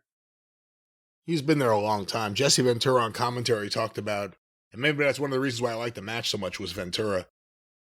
But he talked about, he was at some show where Sheamus won a battle royal or something. And that was over 10 years ago. He's been there a long time. So you're saying now that there's fans coming into the building, sitting down, and the father looks down at his little son and says, see that fucking pale, red-headed fucking guy over there? Boy, when I was a kid, he had a banger. Yeah, I don't know. I mean, again, you don't want to advocate for people just being fired, and you don't want Tony just to hire everyone WWF. Let's go, but they got to do something different with Sheamus just to make him interesting. You paint him if you have to. Paint him? Paint him. Tan him. Do shave all the hair off of him and make a freak out of it. I don't know, but just do something different because he looks like nobody else. But so it's not like shave his head and make him a freak. Is that what your advice is? I mean, you know, but we've seen that same pale fucking guy having the bangers for a while now. And we like Braun Breaker's bangers better. Shave your head, be a freak, the banger angel. There you go. Or is he Scottish or Irish? Now I know I'm gonna kiss everybody's Irish. Okay. The Irish Angel. He was, he stood behind a fucking jet engine when he was a child. And it scalded all. This is a Jack Pfeffer story for the Lady Angel. It scalded all the hair off of his body, ladies and gentlemen, and stripped him of pigment. And now he'll be in your town next week. The horrible awfulness of it can never be forgotten. Make him a freak. He's halfway there. I kid. Anyway, they had a good match here. I love Braun Breaker. They did a deal for the break spot where Sheamus was going to come off the stairs and clothesline him or whatever, and Braun met him with a spear and hurt his ribs, and that way Sheamus could sell his ribs for the rest of the match. And Braun got the Breakensteiner, flawlessly ran into Sheamus's kick and got his foot on the ropes and got a big pop. They love Braun, even though Braun's a heel. So you got that Steiner vibe. But he got a pop getting his foot on the ropes. Do you think in AEW, I don't know if most of these guys could get a pop if the bottom rope cut off their head, much less if they just broke the count by putting their foot on it. And finally, Braun hit the spear in Sheamus's bad ribs, after Sheamus had gone for his big kick, but his ribs failed him. And then Braun hit the spear. Boom, 1, 2, 3. Shit, these guys look like they can do damage to each other without fucking coming off the top rope and falling through 14 different pieces of furniture. Spear in the bad ribs, boom, that's good, thank you, 1, 2, 3. And it gave him an out, old Sheamus. At the same time, Braun continues his upward trajectory. Decisive victory, looked good. The spear, I'm not a big fan of the spear in general, but it looked good. Looked like his head just bounced off his belly. I mean, it looked really good. Jesse Ventura did good. They really maximized what they could get out of him. You know, Jim Ross may be around the same age. We see how AEW uses him. Ventura's been disconnected from the product for a long time. They use him just enough. Yeah, and he was better prepared here. And I think he was into it. If he's watching that show Monday to get caught up, this is what he'd be into, Braun Breaker. Yeah. So, and plus, I'm sure the story was that he didn't like to do a lot of preparation in WCW, whereas Jim Ross was a preparation freak, and that was start of friction there. But 30 years later, and he isn't in the building every week, I'm pretty sure for network television, he put the study in on this one. So, yes. So, I didn't mean to be so hard on him on the first one, but I was like, it just seemed to me like he sounded a little old. But on this one, he still got a little old in his voice, but he's got some piss in his delivery. Speaking of pissing in your delivery, Shawn Michaels was up next. Boy, Brian, the guys who were so good looking and such sex symbols 30 years ago, they must regret it now because they had so far to fall. Whereas I look reasonably similar, even skinnier, than the way I did 30 years ago because there, wasn't much to write home about then to begin with, but I didn't have so far to fall. Well, plus you're probably more attractive now because you're a multimillionaire. Well, that does lend me some type of animal magnetism, and it's hard to quantify. That changes anything. But speaking of changing anything, boy, howdy.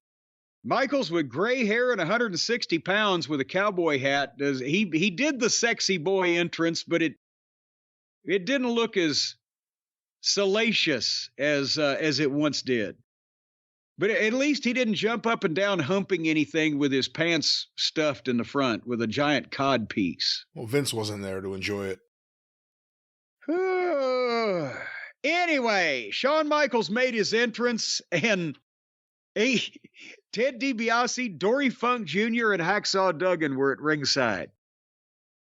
Probably if you'd have given them fucking tomatoes, they could have each had reasons for pelting Michaels, but some cameraman being yelled at by Marty Funk. Hey, wait a minute. No, I kid. She wasn't even there. Duggan, no matter where he goes to this day, the USA immediately got them all going, and then the hoe, and it still works. Ho. But again, we said Marty wasn't there, so what are you talking about the hoe? Oh, come on now. So, Michaels was hosting the contract signing. And he made it clear that he had one job there to get these contracts signed between Owens and Cody Rhodes, and Nick Aldis couldn't do it, but I'm going to do it.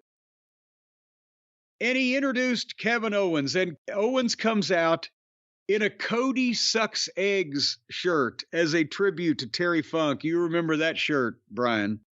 That's right. Funk's in Florida, 79? That's right. Pete Lederberg owns those photos.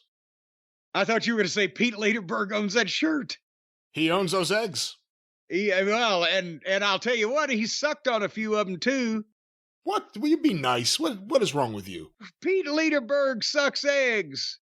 I have it on good authority from Terry Funk and Kevin Owens. Anyhow, so then... There's 8 people laughing at this right now, but we will go back to the mainstream portion of the show. They're blowing snot right now, those 8 people, though. And Barry Rose is giggling. Where's Klon? But anyway, back to the review. Hey, so Cody then gets introduced. He a big ovation and the singing and the whoa. And immediately Cody and Kevin go to the center of the ring and they got the game faces on and they're staring at each other. And Michael says, would you please sit down? And they don't move. They, okay, we're going to do it that way, huh? So they refuse to sit down, but Michael says one way or another, they have to sign it. Now, Brian, let me ask you one question, clarification though, here I need. On TV the other night, when Aldous said that you guys are going to have to sign these contracts and an addendum to the contract, I thought we were going to have some reveal of some extra stipulation or, you know, fucking somebody's got to goddamn eat dog food or whatever the fuck, right? If you was there an addendum and I missed it? I must. Do you remember what I'm saying? You heard him say that, Aldous, on TV the other night. That's right. So the point was we were expecting when they signed this, there's going to be some kind of surprise to somebody. Why wasn't Aldous there? Well, because he couldn't get the job done. And Michaels is, you know, a bigger name for network. I don't know. But point because he's known for getting the job done. Yeah. Get out of here. He's noted for always signing contracts whenever he's supposed to. Nevertheless. My advice for you, go home, order a Nitro Girl. Hey. They weren't just being ordered about. Apparently they were. Apparently they may have been. I don't know. But let's go back to this. Back to this cross-eyed review. So Cody signed it immediately. And then Owens looked at it and then dropped the pen and started talking and cutting a promo on Cody. And telling Cody that he cared more about their friendship more than Cody ever did. And finally Cody said, enough. And he cut, and you can see the Dusty coming out. He cut the fired up promo. I'm focused on who I'm defending this title against at WrestleMania. I need to get you out of the way. So just sign a contract. He almost said fucking. I almost said fucking. Sign a fucking contract. He should have said fucking. And Owens is like, I'm the true champion. I'm going to win. I'm going to get everything that I deserve because I deserve it. And Shawn's like, dude, you just sound jealous. And I said Mr. Pot to Mr. Kettle. I don't think that Shawn Michaels has any goddamn room to, when somebody's bitching about what somebody else got. The irony was all over this. And then Owens started knocking Michaels. Well, I won't do this. I won't lose my smile. And so then Owens signed the contract and put it back in the deal and smacked Shawn Michaels in the chest with it. And then Michaels calls for the referee to hang the belts above the ring at the contract signing. Yeah, it's not like they're going to keep going up in the sky to the other building. Yeah, because they're in San Antonio here, Indianapolis. That's where they would have to go sideways to the east. So the referee hung the belts, and at Royal Rumble, one man will climb the ladder and walk out champion. And Michael shakes Cody's hand, and then immediately Owens punches Cody in the face and spins Michaels around and goes for the package pile driver. But Cody super kicks fucking Owens off top of Michaels, and then Michaels super kicks Owens. And Owens rolls out to the floor and gets to cross another thing off of his bucket list that he got super kicked by Shawn Michaels. But I get to make a comeback. Who would have thought I would actually be this interested, though, in anything that Kevin Owens was doing at this point? I'm liking this shit. And the T-shirts, whether it's the son of a sea cook or whatever the fuck he had the other night, or, Cody sucks eggs, the little nods. When he had the match with Jey Uso, he was wearing a Naomi shirt. Or Jimmy, or whichever one it would pertain to. He has very a lot of entertaining. Shirts. Yes. A lot of shirts. Well, he gets them made cheap up there at the mall. But anyway, what did you think about this contract signing and or interaction? I thought it was good, and I get, You want to do it just because it looks nice to hang the belts there. But again, if you think about it for a second, it's ridiculous that you're doing this there. It's like pointing at the WrestleMania sign. This isn't WrestleMania. You're already booked. Why are you still pointing at that fucking sign? But I guess we're about to see that season start. But no, I agree with you. I was kind of bored with Owens a few months back. They got me interested again. When he was just like screaming and getting mad backstage for no reason, he was boring. This is good stuff, and it'll be an interesting match because Owens likes to go too far, and Cody probably recognizes this needs to be a kick-ass match. Let's see what it is. Well, but at the same time, Cody recognizes it needs to be a kick-ass match, but also Cody recognizes he needs to have another kick-ass match 2 months later at WrestleMania, so I don't expect him to dive off the fucking roof. I think somebody would put the kibosh on that if he tried to, just for sanity's sake. But you know, the thing, Brian, is I'm worrying. I'm worrying about Steen's health. Really? Of course, Kevin Owens. Well, you know, those of us who have been close personal friends of his for years, we still call him old Steeny boy. Kevin Steen, Kevin Owens, whichever. I'm worried about his health because, you know, he's lost weight since the Ring of Honor days. He still has somewhat of a Heyman-esque shape, just not with the gravitational pull or the overall girth and width. But also, he's got that ghostly pallor to his skin where it's kind of pale, but it's kind of gray. And every once in a while, if he gets mad and he yells loud enough, you can see blood pulsing through his veins. He's so opaque. I'm wondering if his liver is in good shape. What do you think? Do you have any experience I can only wonder about Kevin Owens' liver. Does it quiver? We don't know. Well, now, see, he's not a big drinker.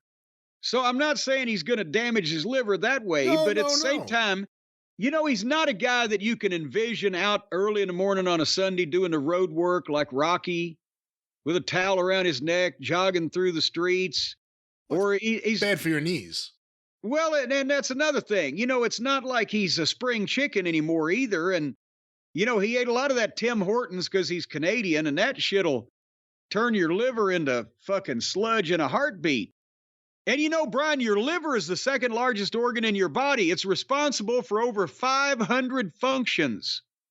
You could draw an analogy to like the motor in your car or the battery maybe, because if the battery goes dead, well, I don't even think your turn signals are going to work. So 500 functions, if your body, Brian, is down 500 functions because your liver is not in the proper running order, well, who knows what you'll be able to do? I mean, one of those 500 functions, it might even be the hydraulics on the penis. You never know what your liver is in charge of. I don't know about that, and let's not speak about the biggest organ in my body. But let's get back to... Well, the liver is your body's filter. That's right. And it flushes out unwanted elements. It breaks down what you consume into the essential nutrients. In other words... It's the fast-forward button on the DVR watching Dynamite. There you go. You can't live without it. And if you're eating something... Well, let's say, for example, you eat a Tim Hortons cheeseburger. Now, your liver is needed to help break that down into the nutrients. Elsewise, when you take a shit the next morning, you're just going to shit the whole cheeseburger. It's just going to go in one end and out the other. I don't think that's how things work. Well, metaphysical level, if it doesn't get broken down, the liver produces and regulates cholesterol, stores vitamins and minerals, impacts digestive and metabolic health, among many other things. So right there, your cholesterol could go through the roof if you don't have a good liver. You lose the place where you're storing all those vitamins and minerals like a squirrel storing nuts for the winter. There's a whole goddamn vitamin store in the corner of your liver you don't even know about. And I'll tell you what, our friends at Dose are going to take care of that vitamin store you got in your stomach. They're going to take care and make sure that you're not pooping Tim Hortons cheeseburgers. You're going to be shitting good quality shit like people ought to. Because their science-backed formula promotes liver function, aids in digestion, eases bloating, and even boosts energy levels. Now, say, for example, Brian, you've had this happen a million times. You decide one day you're thirsty, you drink about 6 gallons of water. And you're just fucking bloated. You're just a human waterbed. Boom. If you're on the dose, all that stuff will immediately, you'll just eliminate all that stuff and you will not bloat up. Of course, you might have to carry numerous soft drink bottles around with you just to hold the overflow. But in a like The Rock. Like The Rock. See, the stars do it. That may be a good sign that The Rock is on the dose. Because in a He's on everything else. He's on everything else. A Allegedly. double-blind, placebo-controlled clinical trial. That's what they did. They got 2 blind people, and they gave them fake drugs, and then they put them in a clinic, and they fed them dose for your liver. And they found that it lowered the liver enzyme levels by 50% in over 86% of participants. So 86% of these people from this test are still alive and kicking thanks to dose for your liver. We don't know why the ones that got the placebos croaked. But folks, we don't know that anyone who got it, again, let's not, when we're talking about scientific studies, we don't want to talk about things that did not happen. There's got to be some collateral damage in science research. If you're taking placebos, well, fuck it. Something else was the matter with you. Well, again, let's avoid the collateral damage that happens to our internal organs through everyday life. That's exactly what you need to take dose for, to avoid collateral damage to your collateral organs. You can feel the incredible benefits over time: more energy, better digestion, reduced bloating, healthier liver enzyme function, a reduction in brain fog. No wonder your brain is foggy if your head's up your ass where your liver is. Then you need to pull it out of there and you can see better. And you'll get better sleep, folks. Without 1 dose for your liver shot is equivalent to 17 shots of turmeric juice. Now, I know many times, Turmeric. Is that how you say it? I don't want to tell anybody they're going to get a tumor. It says turmeric, turmeric juice. Now, if you're a busy executive and you don't have time to go into your local juice bar and order 17 shots of turmeric juice, just take 1 dose for your liver shot. And that'll make up for it. Who has time for 17 shots of turmeric juice, especially when they're squeezing it fresh? Have you ever heard of it before? Have you ever read this word before? What word? Turmeric? Turmeric? Well, of course I have. It's an old Hindu word. No, it's not. You don't read old Hindu texts. What the hell are you talking about? Well, yes, that's where they have the turmeric mines. Oh, yeah, Bhagavad Gita, Jim Cornette. Let's hear more about your Hindu studies. No, that's what there was a big trade before the big fucking meteor hit and changed the climate. There was a big trade in turmeric over there. Well, we're talking about today, and we're talking about your liver today and tomorrow. Tulips in Holland. You know, for a while, if you were a tulip king, you were just swell. Dose is gluten-free, dairy-free, sugar-free, and vegan. Not vegan-free. You can actually have vegan people in your house around this stuff. It's just vegan. It's sugar-free, dairy-free, and gluten-free. And made for people who adhere to vegan ways of being. Yes, the existential veganism. That's right. Bryan Danielson, isn't he a vegan or something? I think he's something. I think either that or Austin Aries, he's the one that only eats turnips. But nevertheless, because he's the size of a turnip. Folks, that's why he feels dominant over them. Over 30% of Americans have a sluggish liver. Do not be one of them. Folks, you can see them walking down the street, the people with a sluggish liver. They're the ones that halfway stooped over, looking at the ground. Every once in a while, they'll burp and spit up some type of slime and foam. You don't want to be like them. That's a problem that often goes undetected until the very last minute. You know, when you go into the doctor comes back and says, I got bad news, it's your liver. And you say, Doc, how long have I got? And he says, about a minute. So Dose is on a mission to educate us on why it's so important to maintain your liver health and has created this incredible product. And you now can save 30% on your first month's dosage of dose by going to dosedaily.co, DOSEDAILY.co, not even a com now, just a co. See, already they're filtering things out, making things more streamlined. dosedaily.co/JCE, enter JCE at checkout, and you're getting 30% off your first entire month's supply of dose to keep your liver. You know, you can't live without your liver. That's why the first 4 letters of liver are live. See, think about that. Have you ever thought about that? All right, let's wrap it up about dose. Well, that's why I'm saying think about it and get back to me. dosedaily.co/JCE, enter the code JCE at checkout, 30% off. That's right, our new friends. We welcome them to the show, Dose. You'll be hearing more about them and Dos Caras in the weeks ahead. But Dose. And Bichas DOSE now, not DOS, as in Dos Caras.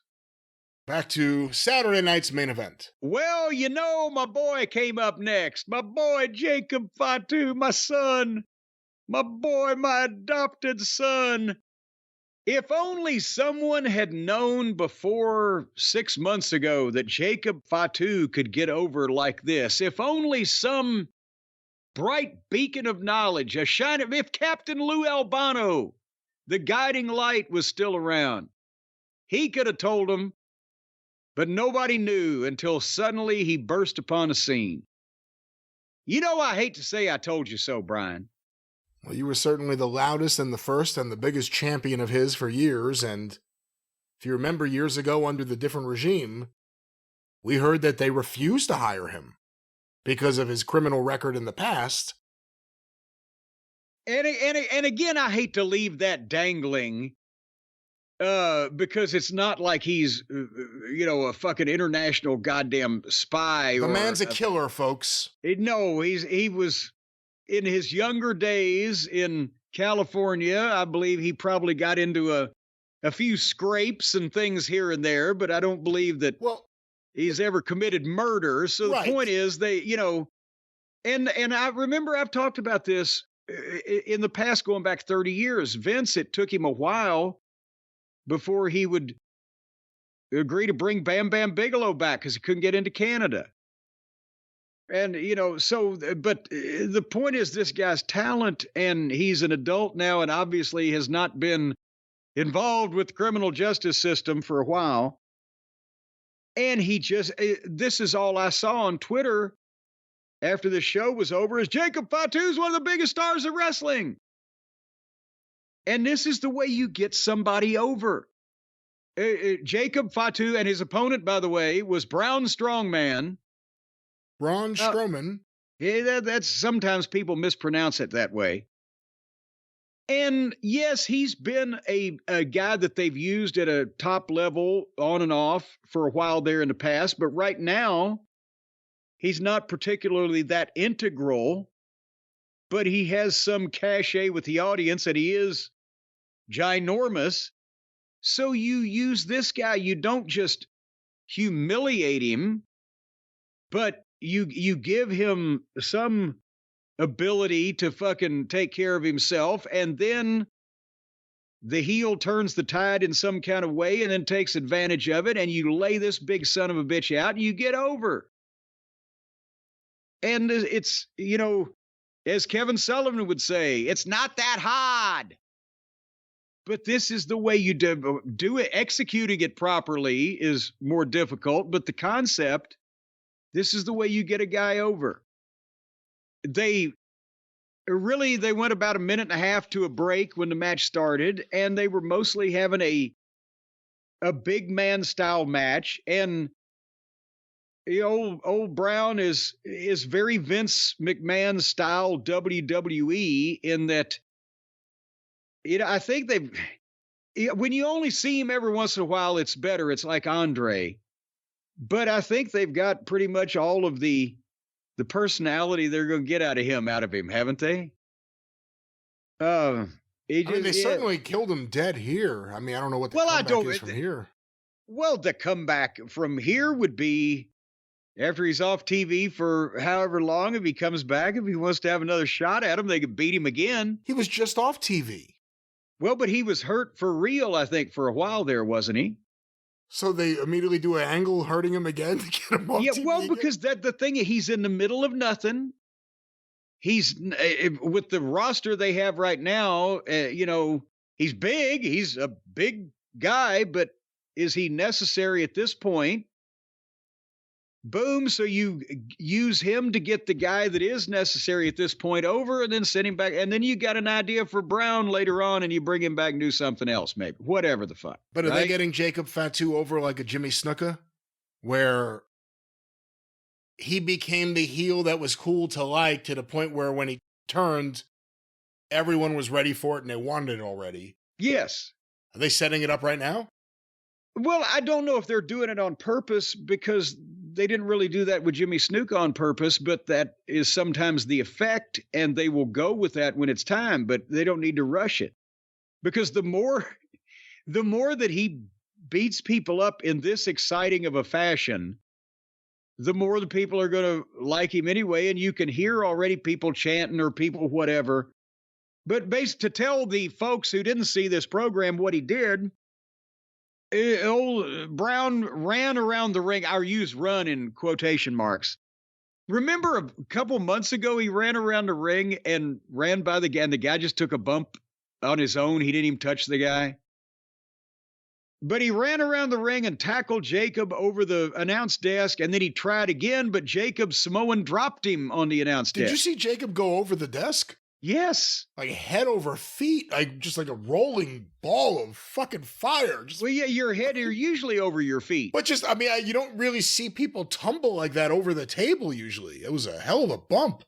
Well, he's a hell of a man. Okay, we're getting nowhere here, folks.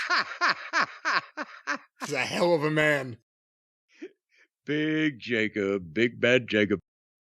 So anyway, but I think actually Braun needs to drop the choo-choo run around the ring since Braun started doing it, and he does it like a goddamn Maserati where Braun does it like a fucking pickup truck. But then Jacob gave him 6 asses in the face. Just boom, boom, boom, and over in the turnbuckle, and finally the referee gets in between like no more.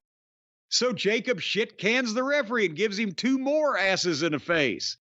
And the referee disqualifies it. And the fans were booing because they wanted more ass in the face. And that's the point, is that we've lost the ability to really get heat on a really talented heel for beating up a kind of a baby face. They want to see this shit, and especially the Jacob stuff, the ass in the face and the moonsault, and so Jacob threw the chair in. He's going to kill him. Here comes Aldous and security. And Fatu breaks free and does the moonsault, gets a big pop, and now Braun is bleeding from the mouth. And he hits him with another moonsault and gets a big pop. And then Tama Tonga shows up to try to get Jacob out. And the people are chanting, Fatu, Fatu. And he comes back in and does moonsault number 3. And finally, he leaves, and Braun is coughing up blood, and everybody's fucking verklempt. And the people, it's excitement. He's chaos. This is the kind of shit that gets somebody over. So I thought this was very well done, even with our friend Mr. Strongman involved. This was really well done, and the blood from the mouth was something you usually don't see to that level on broadcast TV for WWE, but let alone on Monday night or anything. And see, at least he didn't spit the whole rubber out. And not having Solo there is helping Jacob and also Tama get over their personalities a whole lot more. I think Tama, or Tommy Tonga, as they call him, I think that he's better off without Tonga Loa, and Jacob has more room to get over without Solo. And then we said, what are they going to do? With Solo, with the whole secondary bloodline, blah, blah, blah, after that kind of got blown off, is Is maybe Solo going to come back more contrite? And Jacob says, fuck you, I'm taking over. We got Jacob and Solo. Who knows? They got a million ways to go. We got a long way to go. No, we don't. A short time to get there. No, we don't. I think we're at the end or close to the end. No, we're close to the end. Arn and Tully were at ringside. The Brain Busters. Oh, they were the Brain Busters for 12 months. But was it McAfee at least did mention the Four Horsemen, I think. One of them mentioned the Four Horsemen. However, the Brain Busters were on multiple Saturday Night's Main events. Well, yes, I know. In 1989. And it was nonstop great matches. Them and the Rockers, them and Demolition. Thank you, Randy McNally. No, that was great stuff. They didn't bring up the Tully. I mean, more than Saturday Night's Main Event. I mean, I guess it's WWE. They wouldn't bring it up. Long history with San Antonio and Southwest. Well, they already had Shawn Michaels there, so I wonder how Shawn and Tully get along. Both being San Antonio boys, and at some point very early, Shawn Michaels worked for Tully's father. Tully was already gone by the time Michaels broke in, though. Yeah. He was already in the Carolinas. All right. Now we're at the main event. Jey Uso versus Gunther for the world title.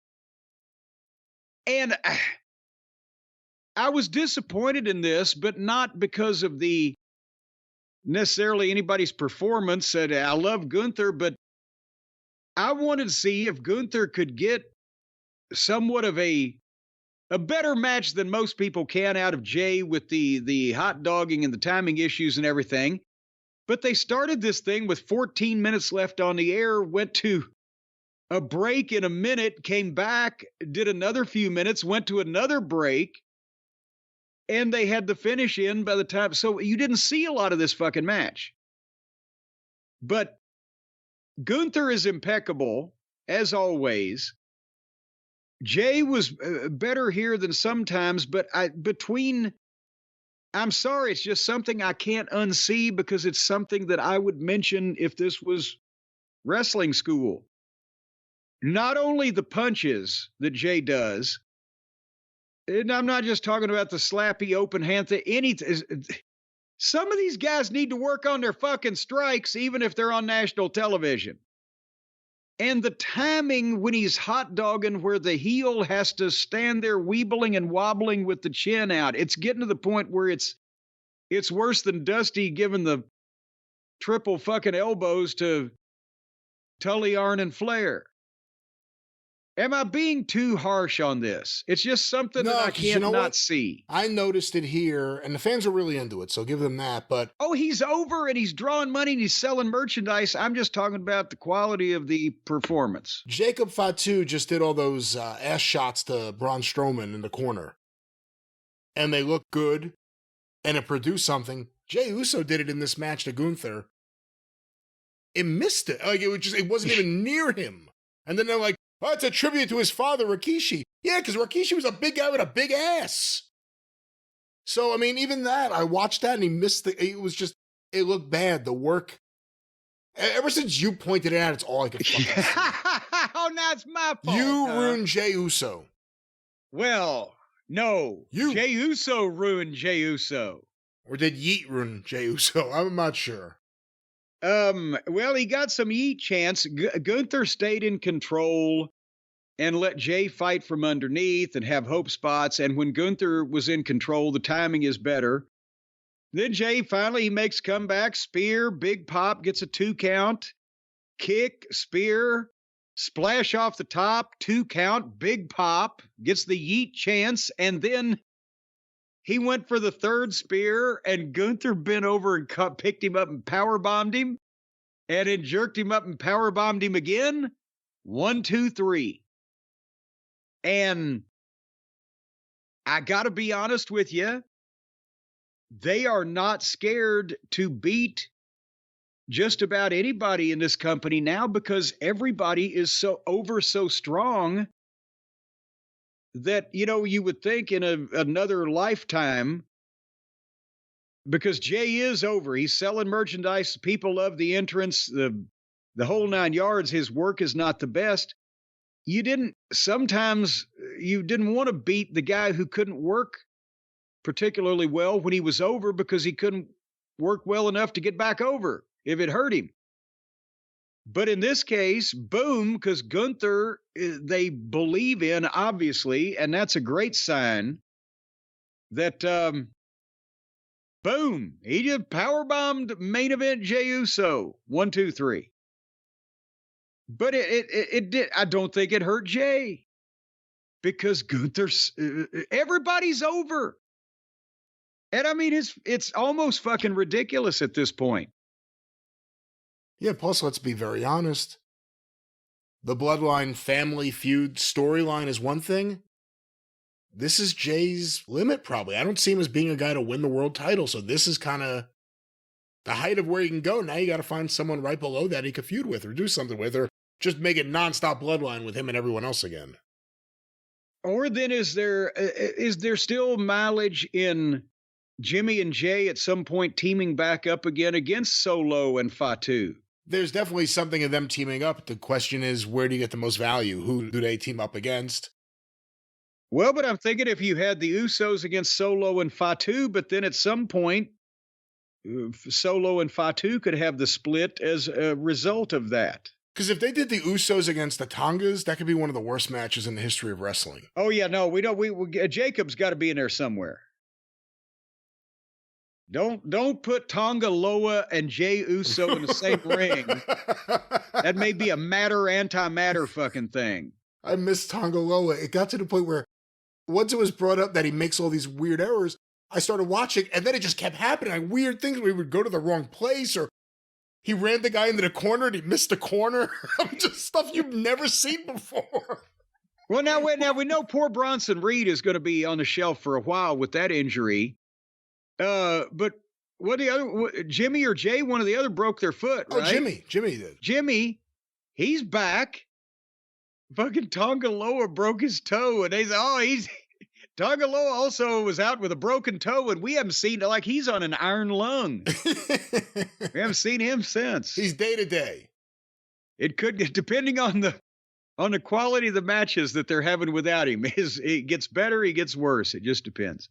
Well, that was Saturday night's main event. Overall thoughts on the show. This is the second one of the rejuvenated Saturday night's main event. A retro feel, the retro ropes. I like the ring microphone coming down, and it's almost like a faux MSG kind of look, which Saturday night's main event never really had, actually. But what do you think of the second edition? It's retro. I like that owl way. I'm telling you, they're going to go at some of these. They're going to go somewhere where some drunk guy's going to try to punch somebody. And then they're going to feel like the heels used to in the old days every night of the week. I like that narrow aisle there. You can tell they're looking. They're like, is somebody going to throw something in my face? It's bound to make you nervous when you haven't experienced that. But overall, I thought this was a good show. It didn't last too long. There were main event matches. There's stars on the program, and they've got a ton more that they didn't even have to put on here. And we got the Royal Rumble coming up in several days now. Have they announced like everything that's on the show? I don't think we need to know anymore, do we? You got all these fucking guys in the Royal Rumble that want to kill each other, and you got Cody and Owens in the ladder match, and the Women's Rumble. Joy. 10 wrestlers so far have announced themselves for the Men's Royal Rumble. 7 women. We're the week of the Royal Rumble here, and then there's 2 other matches announced. 2 out of 3 falls. Gargano and Ciampa versus Motor City Machine Guns. Oh, boy. And they had to announce that one. And ladder match, Cody versus Kevin. I must admit, I would love to see the Motor City Machine Guns and Tommaso Ciampa, but Jesus Christ, can we freeze Gargano and Amber or something? He's the last of a dying breed, the last of the guys who like worship Shawn Michaels' style of just super kicks and shit. So, but that wasn't Michaels' style. It's just what they imitated from him. That's right. And they're not even Michaels' size. Michaels was a fucking giant next to somebody. Yeah. No. Michaels is 6 feet tall, even though he wasn't particularly heavy in the body weight. But Anyway, but it was a good show. It's on NBC network television a week before a fucking pay-per-view / premium live event in a stadium with 50-something thousand people in it. Yeah, they're on a roll. They're doing pretty good, headed to the Elimination Chamber in WrestleMania. They'll make $500 million in the next 2 months. Well, that'll be in the next 2 months. And of course, we still have more show to go. And we also have the Royal Rumble next week. So we will now go back. What is your show? Do you want to go back? Well, let's go back to go back ahead. Yeah. We're gonna try that. Let's see if we'll go back ahead. Let's see if this works.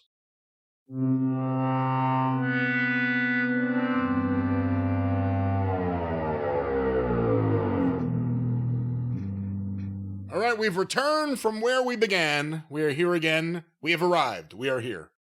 And he is here. And folks, once again, if you would ignore the wood chipper that is stationed across the road from me at another property, I think this is a cover-up thing. She's getting rid of her ex-husband. That lady, she's a great housekeeper. She's been married 3 times, kept the house every time.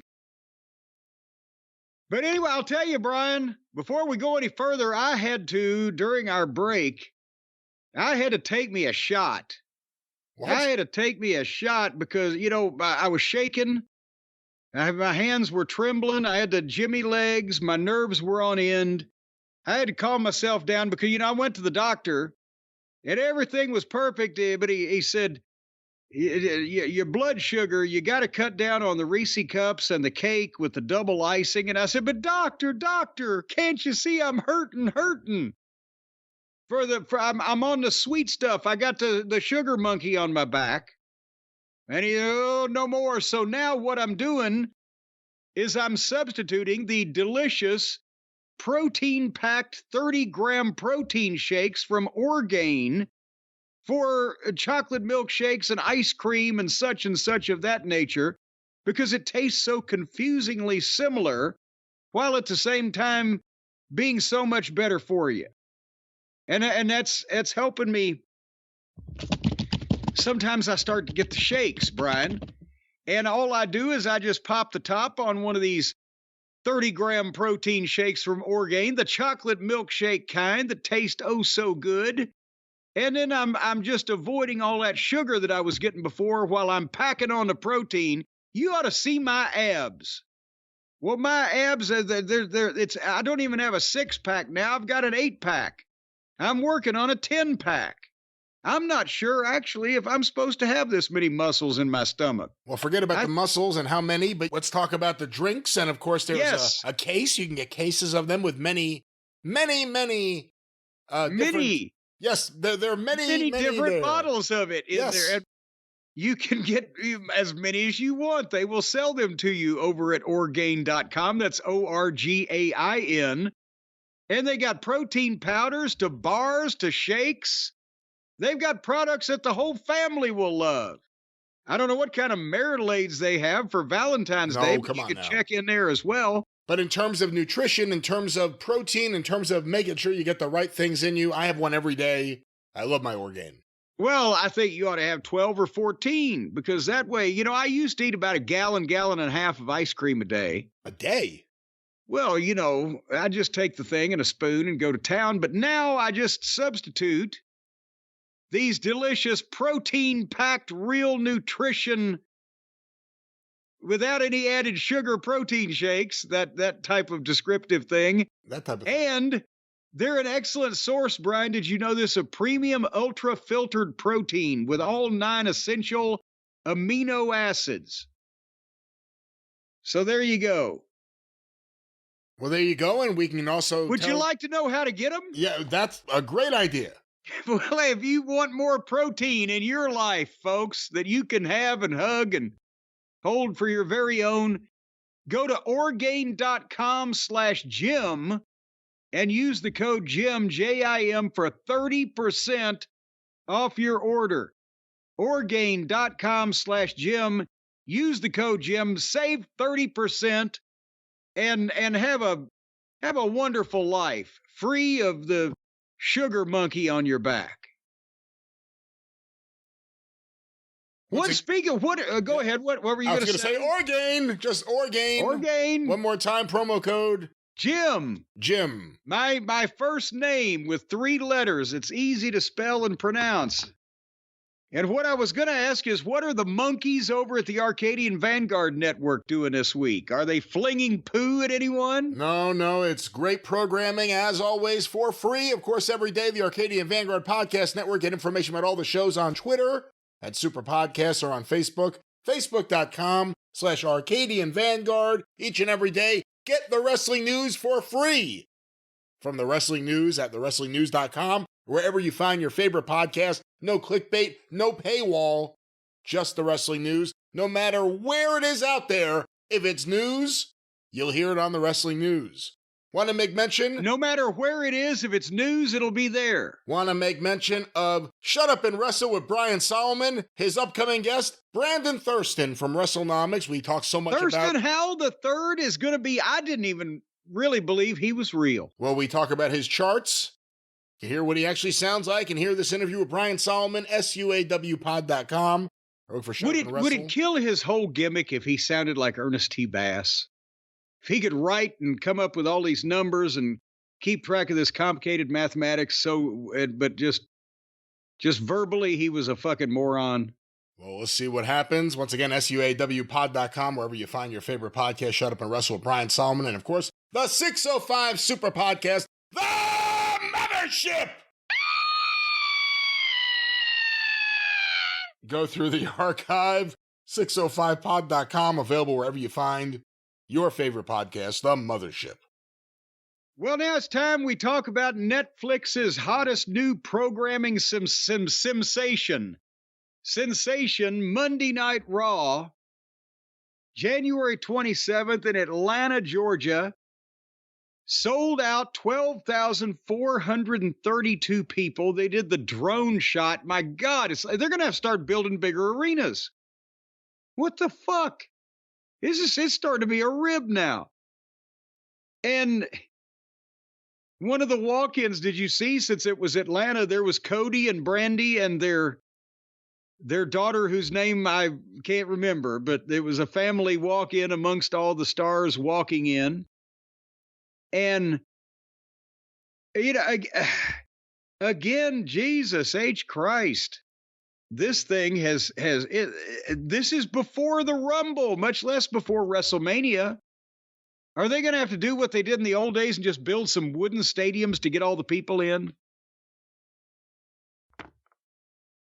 Well, are you talking to me on mute? No, I mean, we have big stadiums. I don't know what to say. We have big stadiums. I think they'll get everyone in. The drone shot is crazy. I'd love to see footage of them doing it because it's flying so fast around. You almost think it's being sped up.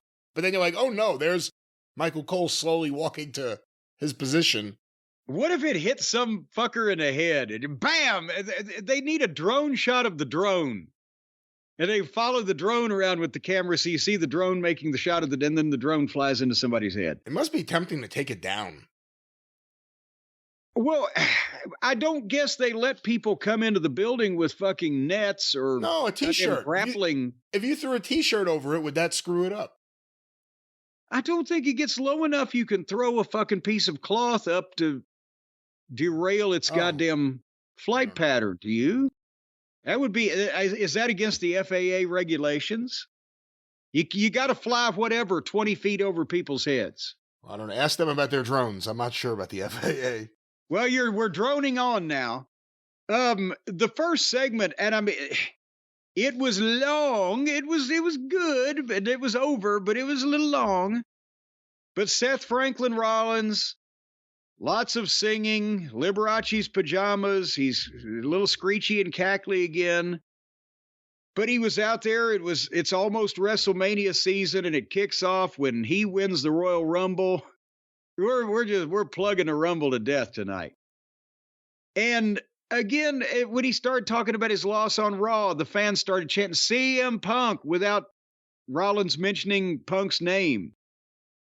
And he mentioned all the baby faces he was going to toss out of this fucking Royal Rumble, and especially Roman Reigns, and Punk is going to be the last so that I can crush his WrestleMania dream. And then he's just, which world title should I go after? Gunther sounds good, but then there's Cody. And wouldn't it be poetic if I took the title this year that I helped him to win last year? So he's doing the fan poll thing where he says, should I fight Cody or should I fight Gunther? But before they get the Gunther answer, Gunther's music hits and out he comes. And again, I love Gunther's nerdy promos and his matter-of-fact delivery, and he's got some confidence now, doesn't he? You can tell that he knows he's got a handle on this thing. But anyway, his story is basically, I beat Jey Uso's ass. He starts knocking Rollins. You're not the best anymore. I am. The belt proves it. Please win the Royal Rumble and challenge me. And then music plays, and here comes Logan Paul. We forgot about this dickhead. And out and now they're booing him so loud that you can't really hear what he's. And the guys in the ring are making fun of it. We can't hear you because they're booing. And his story is that WWE needs a new face for the Netflix era, and these two Nimrods ain't it. And they're chanting, "You suck, you suck." And Logan Paul declares for the Royal Rumble. And when Gunther says, "I hope you do win so that I can kick your ass." And the people cheer Gunther. So now they're siding with the devil and anybody else against Logan Paul. And they all just sniped at each other and left. But again, this is all they have to do is these guys just walk out to the ring and talk snidely to each other, and this sellout crowd is fucking going ballistic. Are they handing out nitrous canisters at the front door? I mean, you said it went long. It didn't bother me how long it went until it kind of bothered me that it went nowhere, like nothing happened. Really? Yeah. At the end of it, you're like, well, it's a long way to go to get here. But the interaction, I mean, that's the thing, because here in this case, we have guys that really generally don't interact with each other. So it's that first time, and it's never like that first time ever again. No, but it's the first time they've interacted, so, you don't know where it's going to go. When Gunther gets cheered going after Logan Paul, it's an interesting little thing. So I like this. Again, it went nowhere other than they all want to be in the Royal Rumble, I guess. Well, not Gunther, but Logan Paul and Seth Rollins. Well, yeah, but they're building multiple matchups with multiple issues from multiple people that are offended by other multiple people, and they all happen to be stars. And again, in some case, like Logan Paul, I don't think is going to be the babyface against anybody in this cast of Merry Misfits, but Gunther, because the fans respect him. He's not that. He's an asshole, egotistical, aloof, and they like that about him. But Logan Paul is an asshole that they don't like that about him, if that makes any sense. Yeah. Anywho, again, long program, skipping over a few of the things in the middle and all of the various rappers that were introduced at ringside, including Little Yachty, 2 Chainz, and Quazo. Thankfully, I don't know how the music industry was holding down the fort with these fucking monoliths of the recorded music art out of commission at a wrestling match. J.D. McDonough. Get well soon, J.D. We've had fun at your expense, but goddamn, you're a good kid, and what the fuck? If anybody hasn't heard, the match was J.D. McDonough and Dominic Mysterio for the tag team title against the War Raiders. And let me say this before J.D.'s near fatal injury takes up all the time. The War Raiders are doing a great job with the new gimmick. These fucking cartoon goddamn Vikings that had been going nowhere. Now they've revamped them. Hopefully after, they're drawing so many more new people, maybe people didn't see that or they'll forget quickly. Go back and watch this match again after you find out about the injury, and between Dominic just looking exhausted and knowing how badly JD was hurt, these guys look like killers in there. Go back and watch it again now. Yes, but anyway, War Raiders doing great. Thankfully, you came back from Norway, and The problem was early on, JD did the moonsault to the floor where he jumps up, springs off the rope, and, moonsaults the guy. Acai moonsault. Acai moonsault. Thank you. Thank you, Excalibur. No, I can't do that to you. I apologize. I say you become the ultimate dragon. The ultimate dragon. But anyway, JD does the moonsault on one of the fellows, and he landed on the way that you land on the guy so he could break the fall, but he kept spinning backwards, and the back of his head and his upper back and middle back hit the announce desk at a frightening rate of speed, and boom, and he bounced off on the floor instantly, and Michael Cole shit himself. And he basically came out on commentary and said, somebody check on JD McDonough, and I'm not kidding. He probably thought he was dead, because I can't imagine sitting 2 feet in front of that. And the camera didn't even catch it really the first time, but they did a replay. And, I hate to chastise this guy that's just injured himself, but a general chastisization. Guys, as in people in the wrestling business, what are we fucking thinking? Now that everybody does this shit and you keep raising the bar and I got to jump higher, got to jump farther, or just doing the same thing that everybody else does, somebody's going to get killed. JD McDonough would have died on live television if he had been 6 inches shorter of where he landed. Because the injuries that he's gotten apparently are two broken ribs and a punctured lung.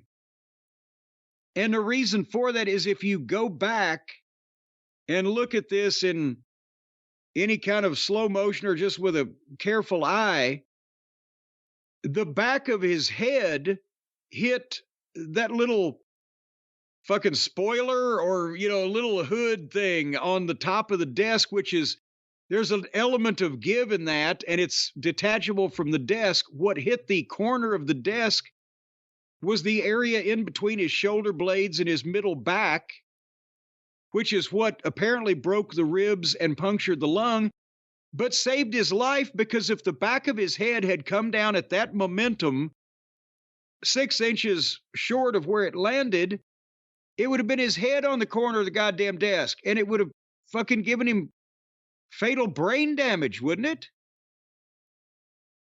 I mean, I'm not a doctor. He was coming here. down fast, and again, the trajectory, just the angle he was at.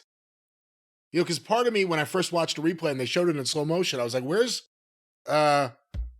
Ivan? Is it Ivan? Ivar. Or was it even Ivar? Where's... It matters not. The war guy. Where is Mr. War?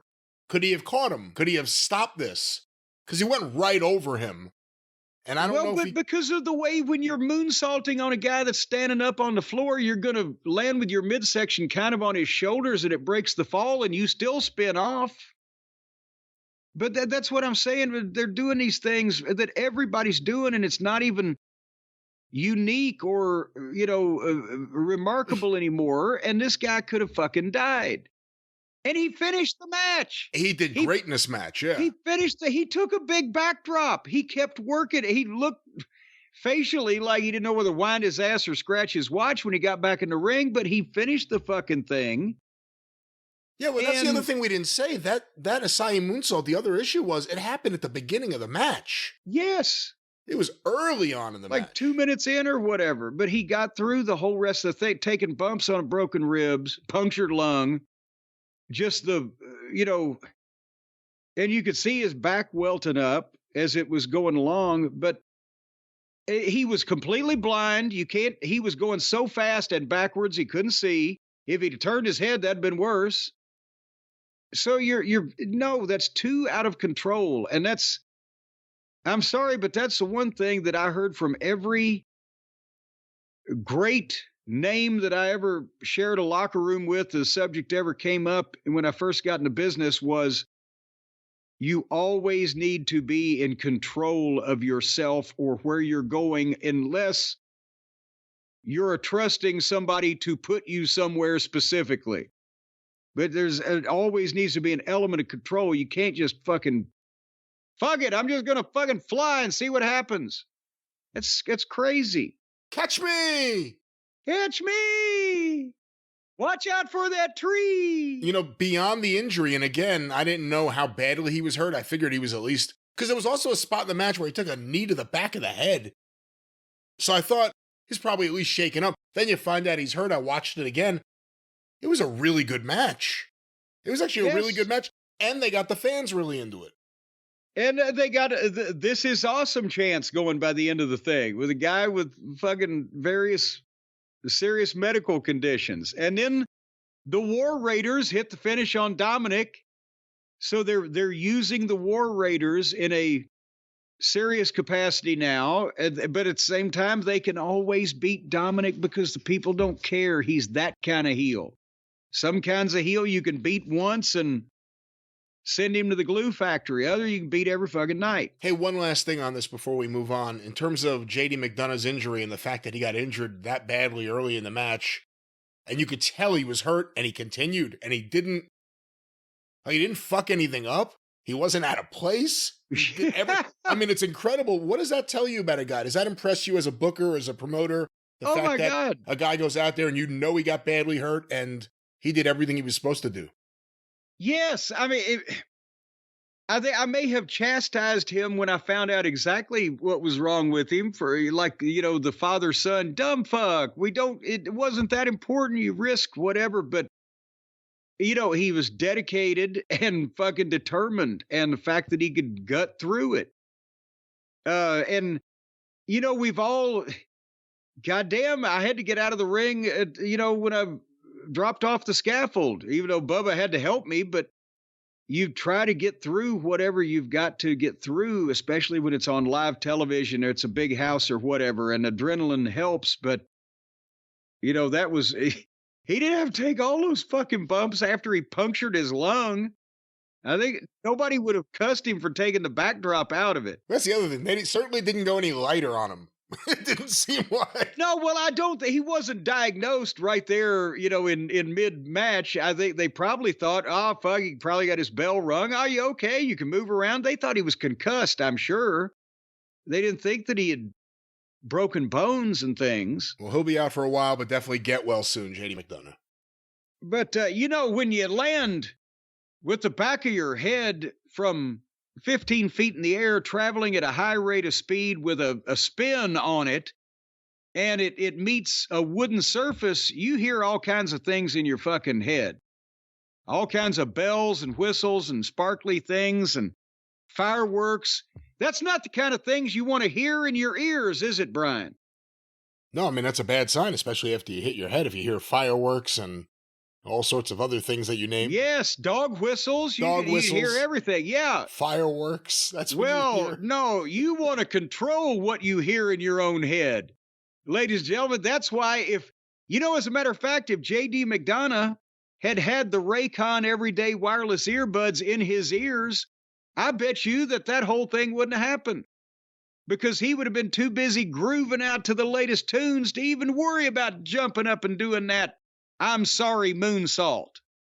So the whole thing could have been avoided. Everybody would be in a better mood, Brian, if they were listening to cool tunes and soothing music and provocative conversation on the Raycon everyday wireless earbuds instead of just hearing what's going on in the world today. Because nobody wants to hear what's going on in the world today. So you need to program this shit. Or the Raycons, they got the quick charge function. Charge them for 10 minutes. You can listen to them for 90 minutes. And that ain't bad. That's 9 times the investment you put into it. They got a 32-hour battery life overall, the multi-point connectivity that lets you deviants out there pair up with 2 devices at the same time and just let your freak flag fly.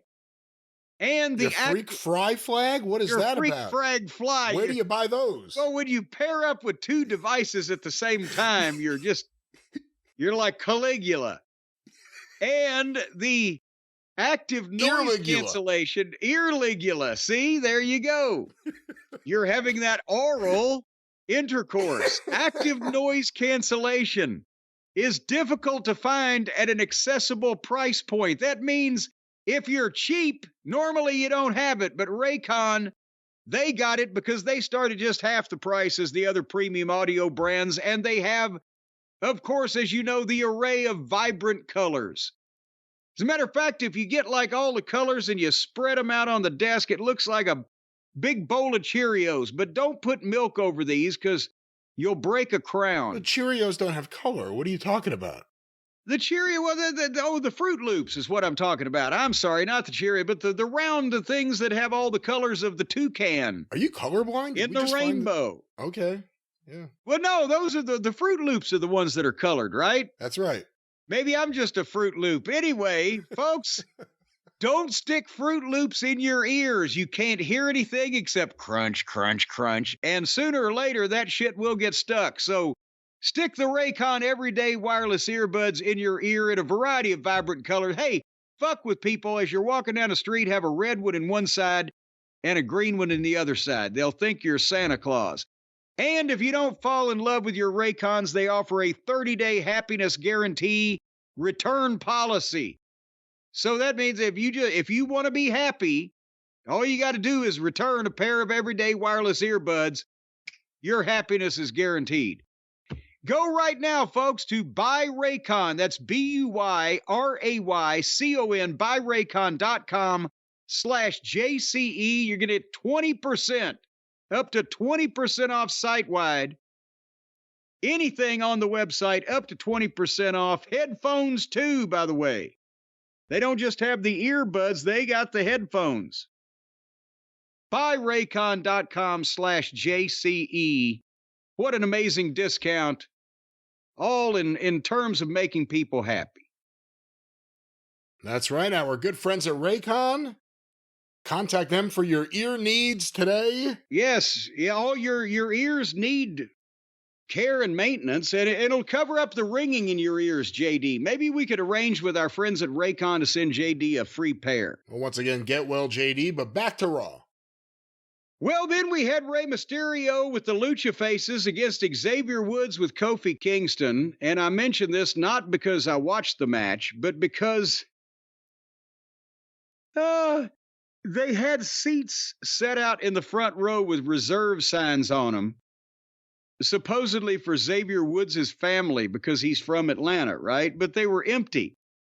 So they have their match, and finally the family arrives, and the fucking finish is that when he goes over and says, "Where were y'all?" They take their jackets off, and they all had New Day suck shirts on. And that verklimpted Xavier enough that Rey Mysterio hit 619 and beat him 1-2-3, and then he celebrated with Xavier Woods' family.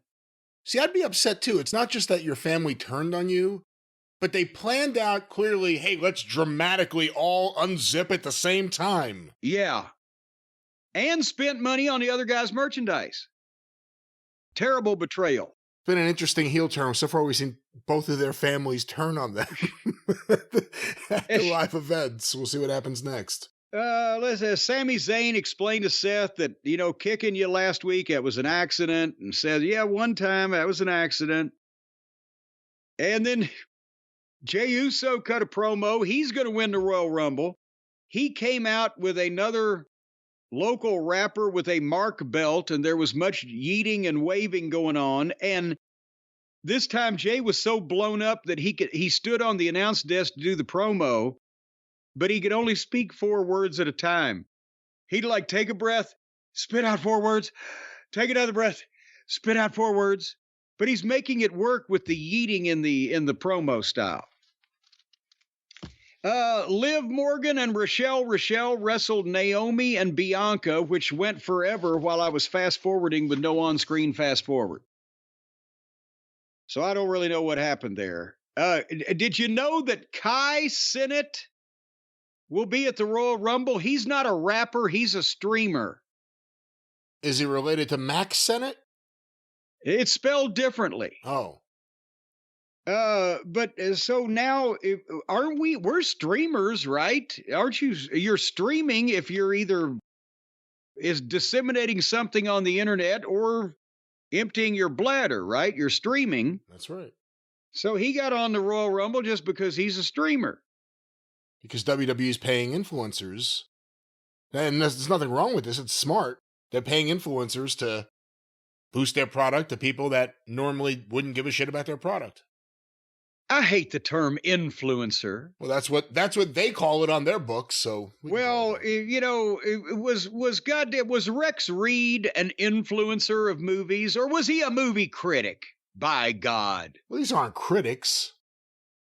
Well, if he's streaming, he's probably criticizing something. Elsewise, why are you listening to him? Are you listening to him? I don't know what I'm listening to. Do you know who the fuck this guy is? I don't know. All right, well, we don't care. On. So Paul Heyman was in the ring, and he revealed the cover of the WWE 2K25 video game, and the pyro blew off, and a big banner dropped. And it's Roman Reigns with Paul looking up at him adoringly at ringside. And for the rest of this segment, all the people across from hard camera are like, motherfucker, we can't see what's going on. There's goddamn banners in our way. And then Paul cuts the promo. He's the one behind the 1 in 29 versus 1.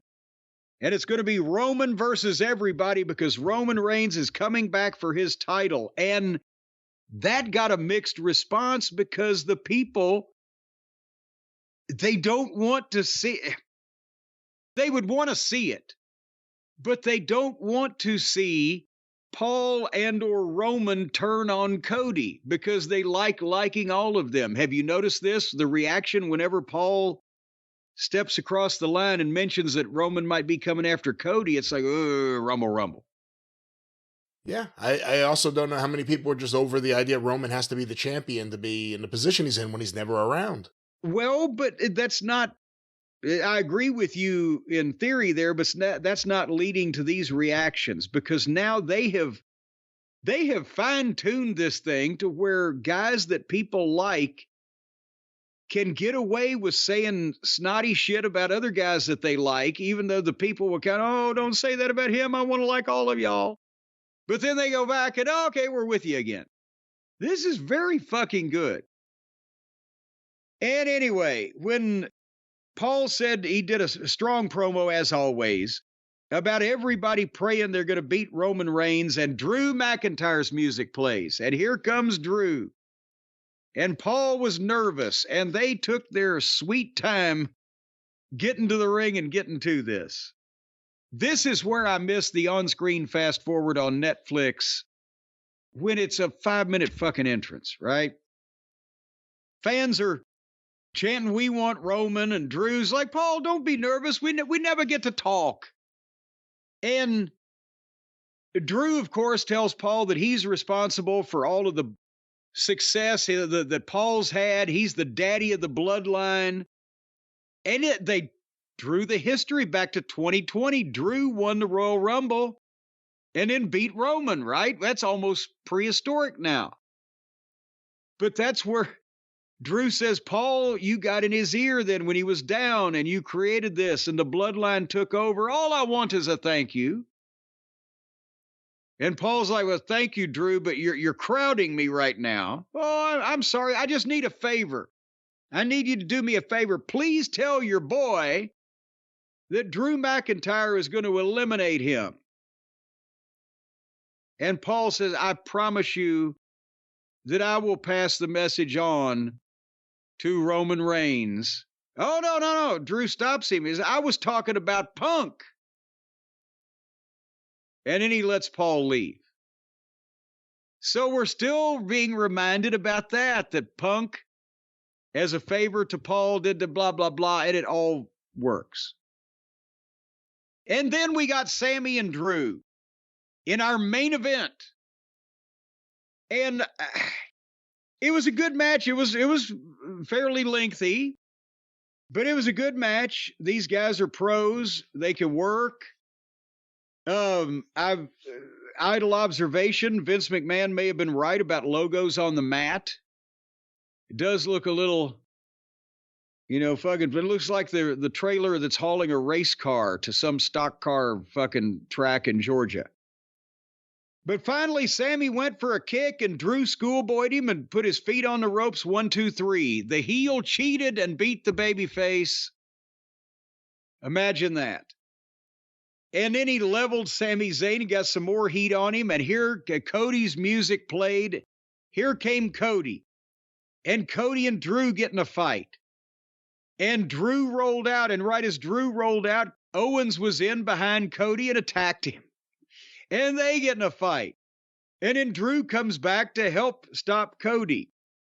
And Drew took Cody over to the corner where he was starting to throttle him, but Sammy came to save him with a kick, and Drew moved, and Sammy kicked Cody right in the fucking face. Boom! Boy, a lot of misfires from Sammy. And Sammy was shocked, and Drew starts laughing and rolls out. And Owens walks up beside Sammy because they're old buddies and patted him on the chest. Thanks, pal. And rolled out of the ring, and Sammy's there with his head in his hands, and Cody's down selling his face. And they go off the air, or so we thought for a moment. But first, Brian, your comments on Drew and Sami Zayn.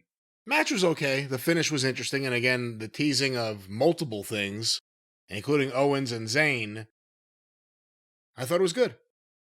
But then that was the main event, right? And you smartened me up to this. Thank God we spoke before we, recorded, because that was the main event. It was all over.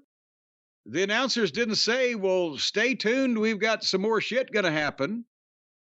And they faded to black and then to what I assumed, and I later found out what you assumed was a promotional piece for some more. I thought I'd seen that footage with Roman in Saudi Arabia or wherever the fuck they were. I thought, is this a documentary plug or whatever? Boom, I stopped the playing of the show, and so did you. And then later on, you found out and alerted me. Well, no, I didn't. What happened?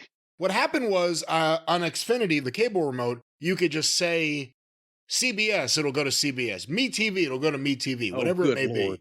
So I said to go to the next channel, and it didn't happen. And then I realized, I'm on Peacock. It's a different, or on Netflix, it's a different input. I got to go to the other one for cable. And right as I did that, they went back to the ring. And I said, whoa, what's this? Okay, well now, by the way, you've just illustrated why I hate all this fucking streaming bullshit. Just give me a cable box, because you got to say this and do that and jump this hoop and go back to this thing. But nevertheless, they came back after a couple minutes of commercial broadcasting. They came back to the ring, and Cody was still down selling his face, and then got up and kind of given the speech like he's going to wind things up, and out comes CM Punk. And then they proceeded to do one of the goddamnedest promo exchanges. I mean, we've come to expect, high-level shit verbally from Punk, and Cody has held his own in this position. But holy shit, they told this story, and Punk led it. But he needed to, because he was the guy setting this thing up. And he built up a long time with Cody, saying, hey, I know what it's like. I was there. I was champion for 400 and something days. I'm here. I'm concerned about you. I know what that world title can do to you. I lost friends. I see you losing friends. He actually began the promo by saying, are you okay? Yeah, are you okay? And he said, you want to be Bruno or Cena, but none of us are Superman. And that title wears down on you, and everybody's against you when you're the man. There are no friends. Because Cody said, you're my friend, right? And Punk paused. But he said, yes, that's why I'm out here. I'll always be your friend. I promised your dad, but I love you. But you're the man. There are no friends. Well, Cody says, if you were right in your prognosis last year, what's next for me? And that's where Punk really laid it out. Short term, you're in your own bed tonight. You're in Atlanta. But maybe you don't sleep. You're thinking about the biggest match of your career at Royal Rumble. He puts that over. Or then maybe you got an early call, you're going out to do publicity. Or if you make it through the Royal Rumble, what about Raw and SmackDown? The time away from your family, the constant grind. And while those belts, I know how much it means to guys like me and you to be the champion, to have those title, to do that grind on the road. You know, it's going to keep you away from your family. It's going to be a constant source. And while you're trying to keep up with it, somebody's going to be out there that's going to be the next one to take it from you and to go into that and do that whole thing. Because when you're the champion, there's always someone that's coming up that's going to take that belt. But that's the good news, Cody. And Cody said, well, if that's the good news, what's the bad news? And Punk says the bad news is the someone is me. And then the people, oh. And the people were with this, not even cheering and booing, but applauding the back and forth exchanges. And Punk said, I'm going to win the Royal Rumble. I'm going to see you at WrestleMania, and I'm not going to stab you in the back. I'm going to stab you in the front. Because I'm telling you this ahead of time. I'm going to win that title. But I'm your friend, so I'm being honest. And then Cody fired up and cut a promo, gave the street address of OVW, 4400 Shepherdsville Road in Louisville, folks. And he did a hell of a promo about how he came to OVW a little bit behind Punk, and he came to the main roster a little behind Punk. But then it's always been a situation through most of their career where he was chasing Punk, but now Cody told Punk, I'm not chasing you, you're chasing me. And the people are like, yay! And then they both tried to walk off from each other, but they both caught each other one time for parting shots. And Cody got the last one when he's going to make the best in the world realize he's not the best in the world anymore. This was the best thing on fucking Raw. How many people missed it? That's what I'm wondering because, again, it was a hell of a fucking false finish to come back from. You thought the show was over. Or I did, you did. Maybe we were just anxious to get out of it, but certainly they will excerpt it on other programming, but now there's another fucking match we want to see. Holy jumping Jehoshaphat. And now I thought we were supposed to be getting Cena and Punk. Somebody said that, or am I misremembering that? They've been teasing a lot of different things. We'll see where they go. We were going to get Cena and Cody. I think they're going to have 5 nights of WrestleMania to work all these matches in. But they have endless time to do all of these things that they've set up because they're set up for the next 2 years. But we don't have endless time, do we, Brian?